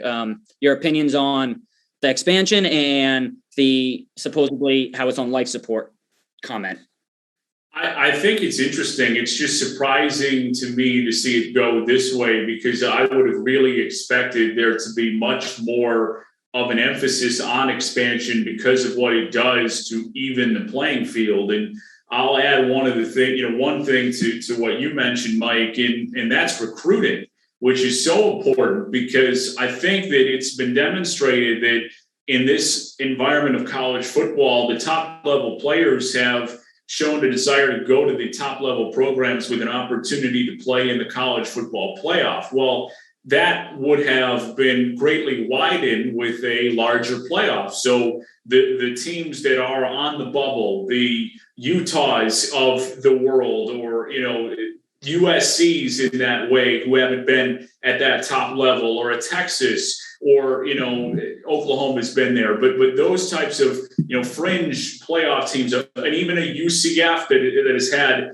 a lot of success in recent years, would have the ability to recruit on that basis. A Louisville, to say we have an opportunity to play in the playoff if we do everything right. And I just don't think that exists at the moment. I mean, you've had the same number of teams who have been in the playoff almost all the time. I mean, since the playoff began, Alabama has been out of it only once. So Bama is continually there, and Clemson is continually there, and Oklahoma is continually there. So the same teams continue to make the playoff, and it's just a cycle that continues to sustain itself. And I think that the name, image, and likeness piece of college football now changes it just a little bit, and only time will tell in terms of how that changes the landscape, just because are players going to be more likely to go to a Utah if it's more profitable for them? Will it prove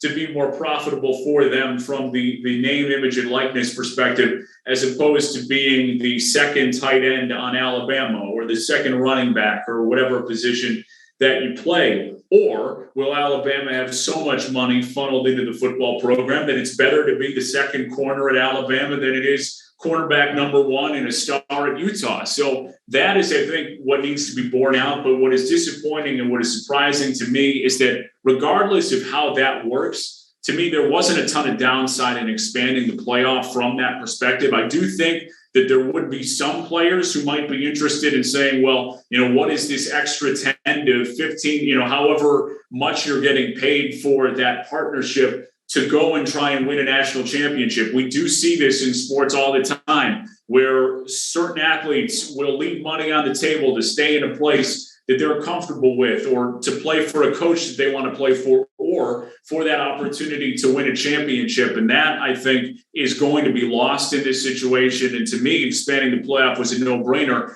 And I don't think that it's a product of this is a bad idea.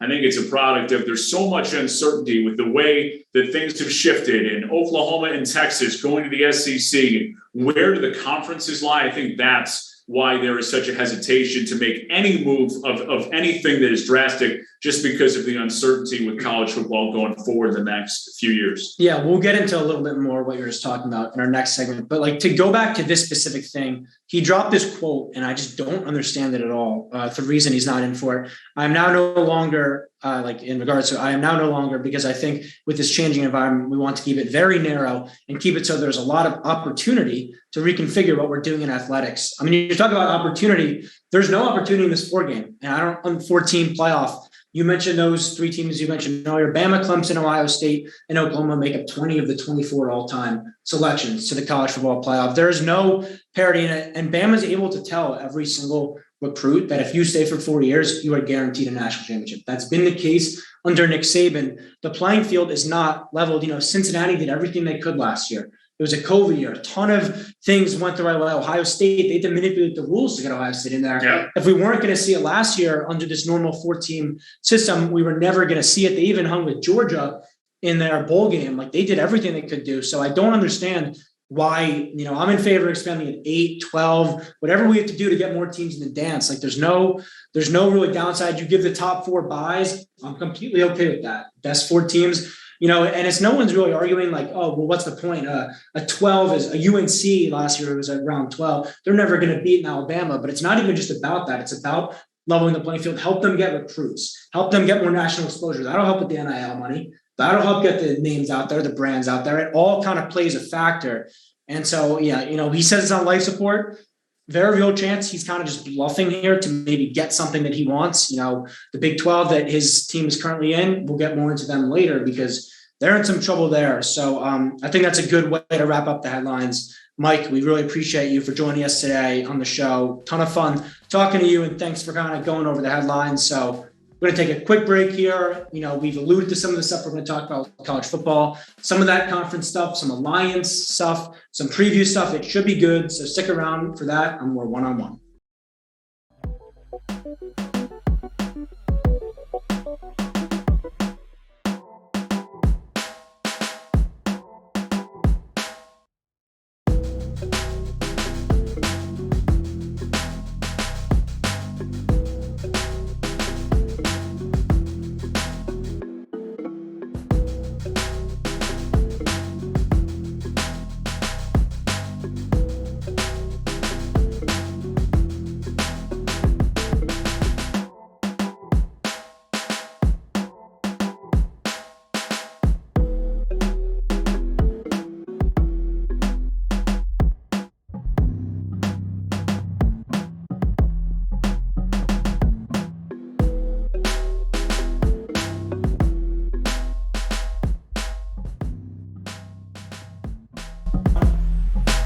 We're back here on One-on-One. Ryan Gregg, we're joined by Nick DeLuca. We got a few more things to talk about in the college football world, including the alliance. I have it in air quotes in my notes because we don't really know what the alliance is.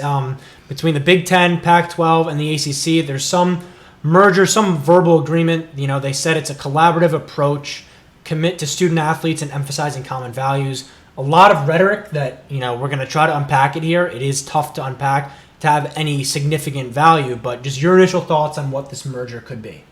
Well, I think it's a direct reaction to what went on with the SEC and Texas and Oklahoma leaving the Big 12 and the response to that to try and prevent that from some of the other schools. And you want to call them fringe conferences, but the Big 12 has not been relevant in the same way that, say, the SEC or the ACC have been over the last few years, particularly on the football scene, and even the ACC really is just because of Clemson. But what to make of it, I don't know, because it's hard to understand exactly how it plays, because there really isn't anything in writing. It seems as though the idea is going to be that there is going to be this understanding that there won't be movement and that these schools will create future matchups while also honoring the existing matchups with certain schools, and it's such a broad and sweeping understanding with so many schools and schedules and teams involved. But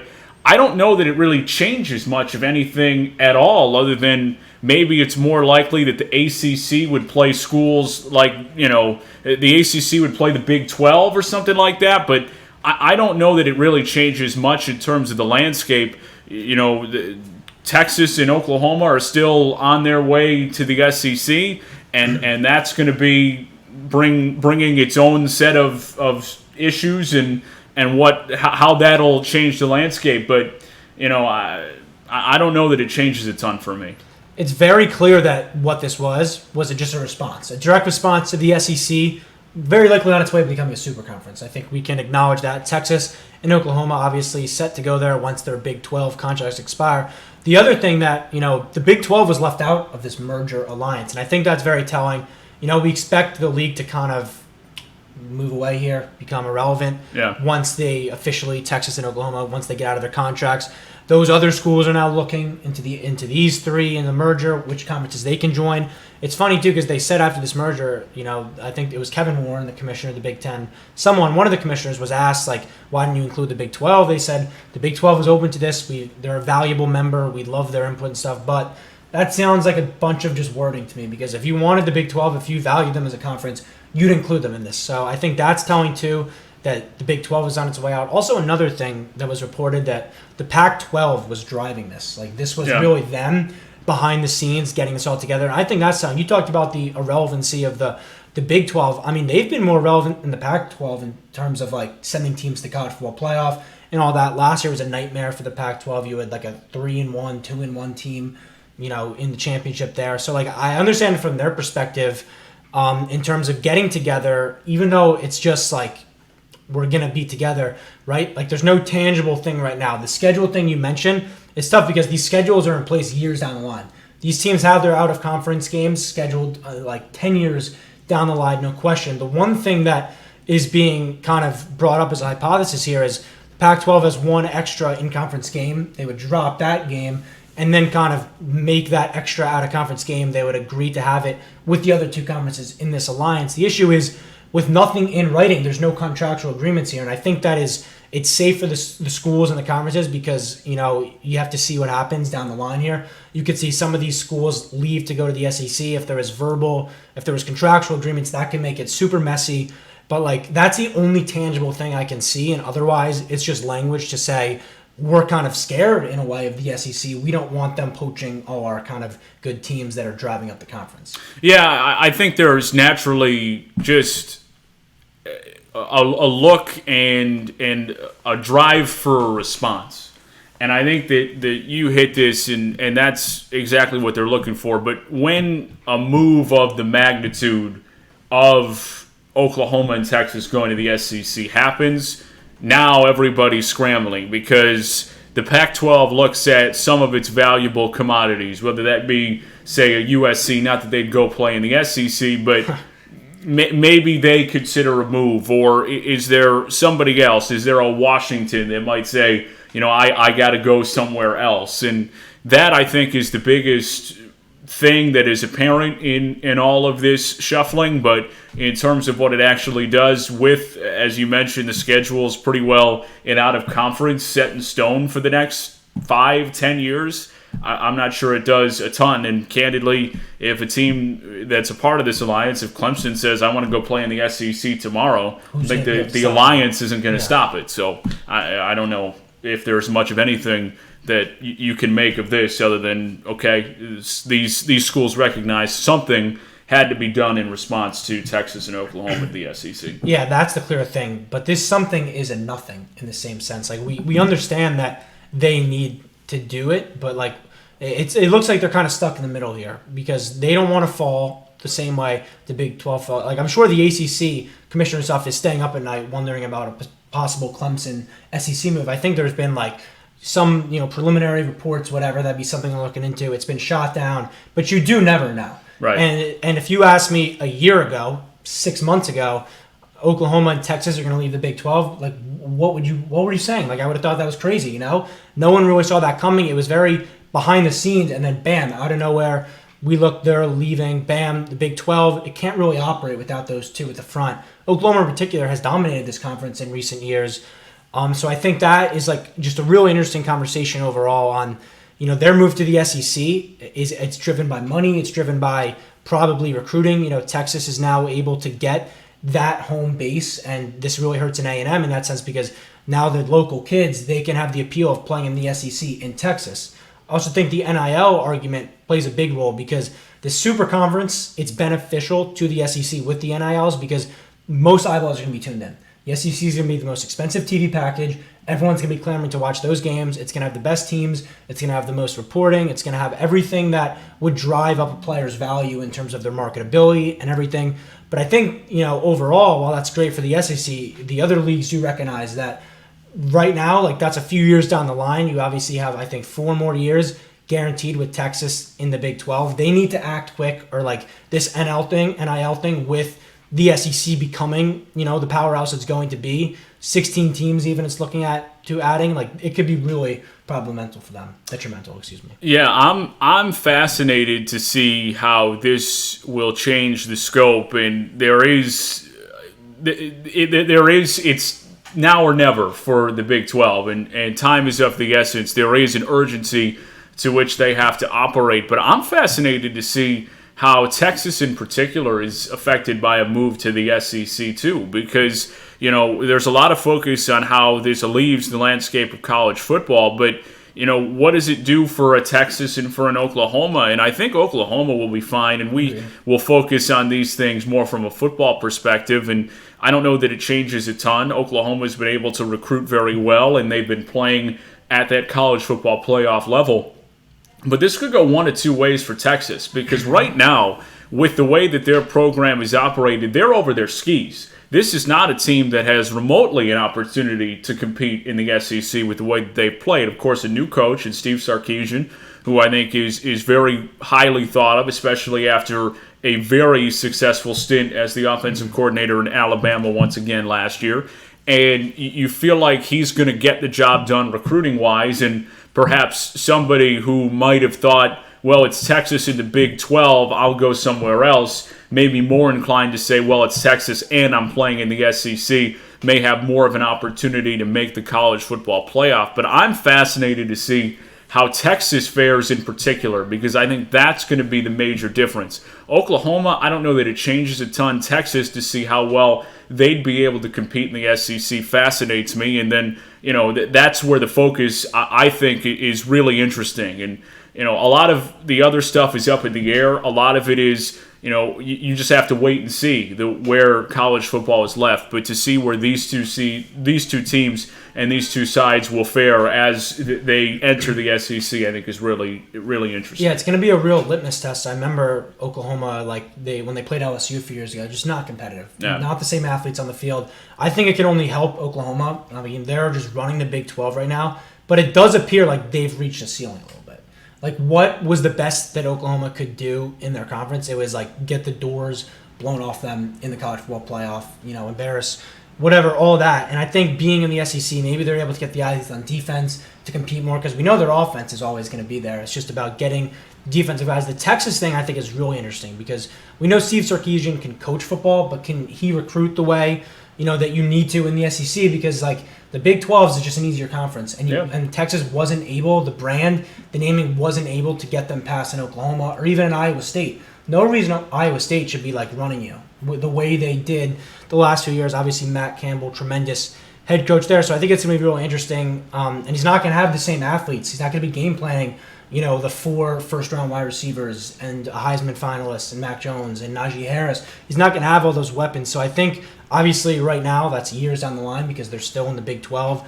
You got to just keep recruiting for that. But I do think, when I first saw this, my initial reaction was, and I know this is a little off the merger, but, Texas, this could be the potential to be really bad. They could be a doormat in the SEC, a complete afterthought. No one would even consider it. And I think the NIL does help a little bit, because that's a huge market, and you're going to be able to get the eyeballs and all that. So I do really think the NIL, though, just to circle back to that, is going to play a role. I think it's the driving force right now between this, because it does completely change the fabric of college football. These players like Bryce Young made already over $1 million. I know you talked about this a little in another segment, but you can just make money in Alabama now. That's another appeal. That's not even considering the football side. That's not even considering you're guaranteed to win a national championship if you stay all 4 years in the Nick Saban era. It's the competitive balance. While I get that, it's great for the kids, and I love it, and I love people getting paid, it could really make things even more unbalanced, if that's even possible.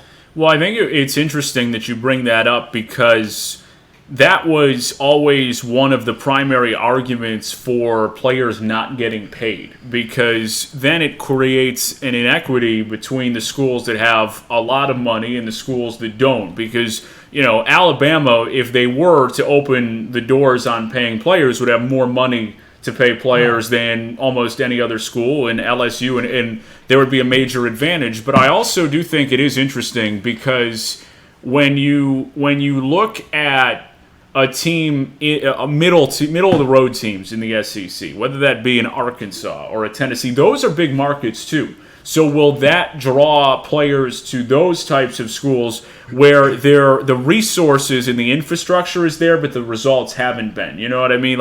If you look at certain schools like an Iowa State, for example, they have really outperformed what their school is. Matt Campbell and they don't have a significant brand, but Matt Campbell is really, as a coach and a recruiter, done an excellent job. Does that go away a little bit? Does that steer players away from, I'm going to go play for Matt Campbell at a really good program, but they don't have the cachet as, compared to a Tennessee that's been a doormat, or an Arkansas that's been a doormat? These schools, Vanderbilt, I mean, they're not successful, but there's a lot of money in these programs, and people are wild about the football at Arkansas, so I might be able to have a nice deal for myself. I'm going to go play at Arkansas. So it is really interesting, and then where it leaves some of those mid-level programs. And I think that's the biggest question with this whole conversation, is where do the middle-level programs go? I don't think it changes things at the bottom, because those schools won't have a ton of money and infrastructure surrounding them to offer the players a lot in the way of NIL regardless. But where does it land at UCF? I mean, are those guys going to really be able to cash in at UCF, or do they feel like they got to go be a backup at Alabama or something along those lines? So it's really interesting to me, and only time will tell. But you have to figure that it's going to draw some of the significant players to bigger schools for sure. Even like a Cincinnati, talked about, you'll get better results on the field, but you're not having even half the brand or notoriety as Tennessee. And I think that conversation, just to wrap up this talk here, it comes down to the player specifically. I feel like there's three major factors here. One, are you going somewhere, like, do you want to win? Do you want to develop your football skills? As in, like, that, in that sense, Matt Campbell and Iowa State, that'd be more beneficial than a Tennessee. Or are you in it to make money? Are you in it to be a star? That's where you could shift towards these middle of the road SEC schools that have huge markets, rabid fan bases, but just don't have the results, don't have the development. I wonder, like, will you choose your development and your career over your immediate money? And I think a lot of athletes got to be careful not to make the mistake. Obviously, if you have to support your family and everything, it's like that. But you got to put yourself in the best position forward, because the NFL money would come. And I know this makes it sound like maybe I'm not for paying the players. I absolutely am. But I just think it's really interesting what these players are going to decide. Playing time, too. Like, would you rather play 4 years at a Cincinnati, not make a lot of money, win some games, or be a backup at Alabama, perhaps be more known, not play though? Like, it's an interesting conversation.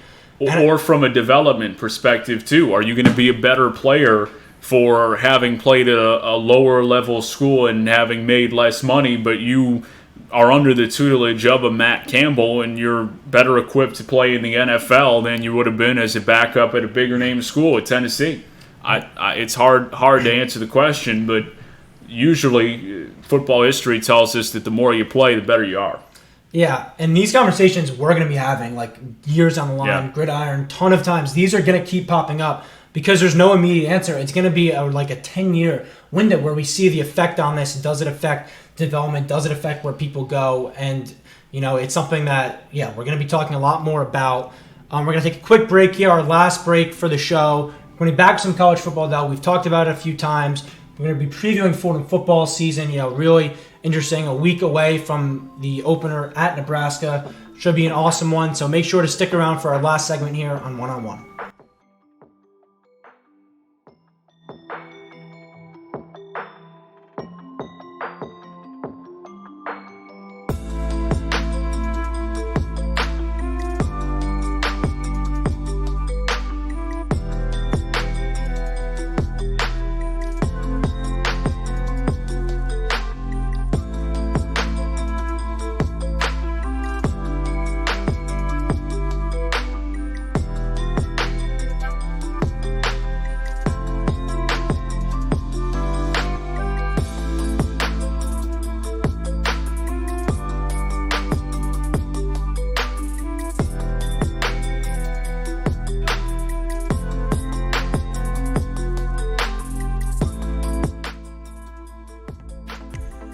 To support the WFUV Sports Department, visit support.wfuv.org to become a member or make a one-time donation.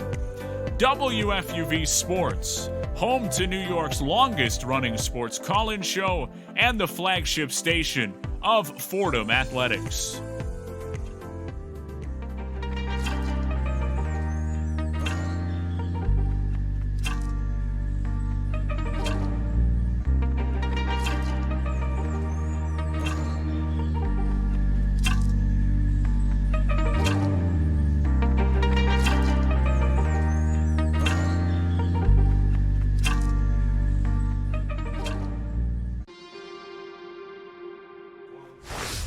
We're back here for our last segment for the night. Thank you so much for staying up and listening wherever you are, however you're listening. And we thought this would be, a nice way to wrap up, talk some Fordham football, obviously a Fordham station. And we've talked about it a little bit here, but it's time to get into it because this is, I think, a really big season in the, there's a lot of history to be made. We've talked about the Nebraska game. It's the first time since 1954 Fordham's going to be playing a Power 5 opponent. So obviously that's a really big deal. Right now I believe Fordham has their second favorite, second best odds to win the conference after Holy Cross. So certainly some expectations. I talked about how you will be covering the team, announcing it. So we'll get your just initial thoughts here on what this season kind of looks like. Well, it's exciting. I think that there's a lot of optimism around the program, and for good reason, with a lot of really talented, good players coming back for another year with a lot of experience. You start with Tim DeMorat as the quarterback. This is going to be his fourth year as a starter, and Ryan Greenhagen as a returning All-American linebacker in the middle of their defense. So you've got two really important positions on the football field very well covered, and you feel like you're comfortable with those two guys. And then it's about supplementing them on offense and defense. And you feel like the weapons are going to be good for DeMorat with Fotis Kokosoulis, Takis Carter, and some of the other guys on the perimeter, and with the running back situation as well. And now you're looking at an offensive line that is growing and improving, and another year under their belt. They were very young last year, so interested to see how that group is able to progress, and the defensive line in the same way. Some younger guys who were thrust into some bigger roles and now going to be able to rely on some experience and with some secondary that's younger as well, with some big-time opportunities in the spring of last year and now coming back for another crack at it and going to be able to make some big contributions. So I think that there is a lot of optimism, and again, for good reason. I mean, this is a team that should be very good, should compete at the top of the Patriot League, and now you got to go out on the field and do it. But to feel good about this team, I think, is the right way to feel about it. They are by no means any step below any team in the Patriot League, and as we mentioned at the top of the show, really encouraging to see them go out and schedule a Nebraska and schedule an FAU to be able to put themselves in a position to be battle-tested by the time that Patriot League play comes around, and you feel like that's going to be really beneficial, especially to get some of their top-level talent, some good looks and some good film against some Power 5 opponents. I think that's a really good start, and the expectations are high for good reason. Yeah, those first four games you mentioned, two of them, Nebraska, obviously Power 5, FAU. You also have Monmouth, who's number 13th right now, ranked preseason in the FCS. That's going to be a really tough game. Stony Brook, too, they beat them by 35 2 years ago. They beat Fordham. So these first four games, Fordham is going to be put through a lot before Patriot League play, and that's what will matter at the end of the day. But why you have optimism is how old this team is. Yep. They're returning almost everyone. You mentioned those receivers. That's a junior and a senior. You also have MJ Wright, a junior. The running back core is old too. Zach Davis is back. He was all offense Patriot League in 2019. Didn't play in the spring. Trey Sneed, Trey Wilson also round out that core. And Tim DeMorat, obviously, you have to go over the starting quarterback. Fourth year starting for the team. He took a lot of leaps last year. Sixth in the FCS. 349 passing yards a game. So that's impressive to see him take a step. He's the finalist for the Walter Payton Man of the Year Award. He's on a ton of preseason watch lists. So the offense should be fun. It was fun last year. I think they averaged 32 points a game. Top of the Patriot League last year, yeah. So the offense should be really good. Last year it was really the defense held it back a little. They do get sixth-year captain Jesse Bramble back from injury. He's had 2 straight years where he hasn't been able to play, so that's really nice to get him back. You mentioned Ryan Greenhagen. We obviously know how special he is. And the cornerback room, though, I think the secondary is what we need to look at. We get Brandon Spencer, an FAU transfer, so a nice revenge game for him coming. Nasir McNair, Tony. The cornerback room is more formidable, than it was the last few years. I think last year, obviously, weird season, losing the defensive coordinator right before. Only played 3 games, didn't get to practice really before that first game because Fordham obviously had some COVID issues. So this team, I think, they're hungry. They understand that they're locked in. It's just going to be these first 4 games if they can keep their heads up because they're going to be really tough games. But this team in the Patriot League, in that sense, has all the talent in the world to go out and win it. Yeah, you almost throw out last year to some degree just because of how weird it was. And then you go back to 2019 where they are just decimated by injuries, particularly in the secondary. So it's interesting because then you're relying on so many young guys, and now those guys are old, and now those guys are veteran and experienced players and guys that you can count on. So you feel like they're really in a better spot and better equipped to withstand. And the depth of this team is also something that jumps off the page. And you feel like they're 2 or 3 deep at running back, 2, 3, 4, 5 deep at wide receiver, and Tim DeMorat, a guy who's going to utilize all that weaponry in addition to having some depth on the offensive line as well with some returners. So it's a lot to look forward to, and there's really reason for excitement. And now to see whether they can put that on the field and compete with some of the best of the best. And, you mentioned weathering that storm. That, I think, is going to be a difficult part of this because, despite all the positives that we just outlined, you are playing Nebraska, a Power 5 Big Ten team, in Week 1. That's a very difficult challenge to meet, and FAU in the same way, and Monmouth, a very good team. So these are teams that you are playing that are formidable foes, and it's going to be tough sledding early. Can they overcome that? Can they keep that same mentality as well? Can they keep that positive attitude when perhaps things don't go their way early on? I mean, I don't think it's realistic to say this is a team that goes 4-0 through their first 4 games. So to be able to manage that a little bit and see where it falls. Now, I think you can really get off to a great start despite what your record might say. Right. I think it goes a little bit deeper than just going out and what the final score says against Nebraska. How long can you hang in, and how competitive are you? But I think there's reason. There's so much reason to be optimistic with this group, with so many returners, so much veteran leadership and the presence there. And now about putting it on the field. But I like it. There's no reason not to be excited. I mean, this is a roster on paper that looks really good. Yeah, and knowing this team, knowing some of the guys, I don't think they're going to let like a 4-game skid early on where you're playing these superpowers compared to them. They're not going to let it get to them. So I think that's a real positive. You mentioned the starting line, offensive line. I think every starter's coming back. Yeah. That's always huge in college football, whatever level you're playing at, because inexperienced guys starting on your line usually doesn't work out very well. Those guys need to get some years, get some muscle on them. So for me, when I look at this team, and like obviously the first 4 games you mentioned, don't really have many expectations. Whatever you can get from that, you get from that. The D-line, I think, needs to be talked about a little bit. Like the secondary, people will address a lot. But Jonathan Kostek, probably the best D-lineman on the team, hurt himself versus Bucknell last year. He's out. The D-line coach also isn't there anymore. You're going to need an Anthony Diodata to step it up. And you're going to need some sophomores to play some big role. I think really if you look at this team, it's really a lot of juniors and seniors.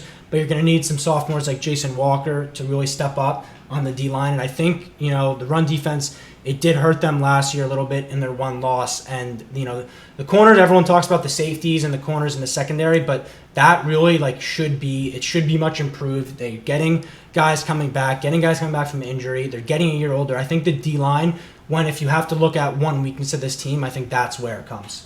Yeah, I mean, and it's probably more of a depth perspective. You feel like at the high end that this is a team that can get after the passer, but I think it's fair to say, and it's certainly an experience, and part of this is these guys haven't had the opportunity to go out there and prove it on the field with just the environment that they come into at Fordham with COVID and the spring, and you're not practicing, and now what does it look like when you've had camp and you've had the coaching and you've had the continuity with who your coach is going to be and all of that factors into it. But yeah, I think that's fair to say, and you're really looking for some of the younger guys on the defensive line to step up, and now you're hoping you can get some of that production. But I think that's fair to say that there is less of a depth at the defensive line in terms of established talent, of older guys. You're going to rely on some younger guys to step up, and you're going to see if they can do that. But I think it would stand to reason that with the way that the rest of this group has continued to grow and continued to evolve under Joe Conlon and the staffs that he's been able to put together over the last couple of years, that there wouldn't be a reason why you'd expect they wouldn't be able to take that next step from some of those younger guys on the defensive line, and time will tell. And that's certainly a really important position because that's a spot where you really need the depth. Offensive line, defensive line in particular, the injuries will happen, but you want to make sure, especially from a defensive line perspective, that you're able to rotate guys and keep guys fresh. Yeah, and I think that's what, when we look at this team, like a ton of experience is good, but you're obviously going to need young guys to step up no matter where it is. You're not going to be able to just throw out the juniors and seniors. Guys will get hurt. Guys will need to emerge, and that's what it really is about with this team. And I wonder, like, what if we're looking after, like, I don't know, like a Patriot League, it's certainly nice to see Fordham at the top. Obviously, it's been a few tough years, but they need to go out and prove it. Last year, I don't really know what you can take from it, honestly. 3 games, and keep in mind, one of those games they didn't get to practice for 2 weeks because of our, personal struggles with COVID at Fordham. So it really is a mixed bag here. Special teams, we'll just round it up. You got Nick Liebenweber, who, he was 2-time Special Team Player of the Week last year. Punter John O'Friel, you're getting these guys those are both juniors. I think Nick's actually a senior. The age is good. I really do like how old this team is. I think when you look at it, like, that's what's going to play, because these guys, they have the talent. Like, we know Tim DeMorat is really talented, but 4th year starting, that makes a huge difference. Yeah. Having all those, having 3 years of starting under your belt makes a big deal. For sure, and the continuity is something that's talked about in the NFL, college all the time. The more you do it, the more comfortable you're going to be. And now into year 4 with Joe Conlon for Tim DeMorat and under Kevin Decker as well, the familiarity with the offense, I think, is a huge aspect to this. The one thing I would say, and you mentioned you don't know what to take, and I mentioned it too, you brush over. The one thing I would say that was very apparent for this group last year was finishing. They had a couple of leads that they weren't able to hang on to. The Holy Cross game sticks out in particular. Yep. This has been a group that has, at times, had trouble holding on to leads, in particular into the second half. And you feel like they have been able to get off to good starts, and then how about sustaining it? And that, I think, is going to be a big point of emphasis for this group, because it has happened at times. And, you are able to jump out to leads because you're talented. I mean, that's it. This is a team that's talented, and that'll get you leads. That'll get you, in good positions in football games. But are you coming together cohesively as a unit? Are you growing as a team? And is that going to allow you to put games away? I think that's the next step, and that's the evolution. You talk about guys who in year 3 and year 4 in the program, they learn how to win. Yes. I think that's the next step for this group. As they get older, are they learning how to win? Yeah, 100%. We saw in 2019 too. Like, they have the talent to hang around in these games. It's just finishing them, and that does come with age. I think that's a great point. And this team does have that age. I really am excited to watch this team. I think a lot has came together here. I am expecting some real success in the Patriot League. That game versus Holy Cross, November 13th, I do have a feeling that could really decide things.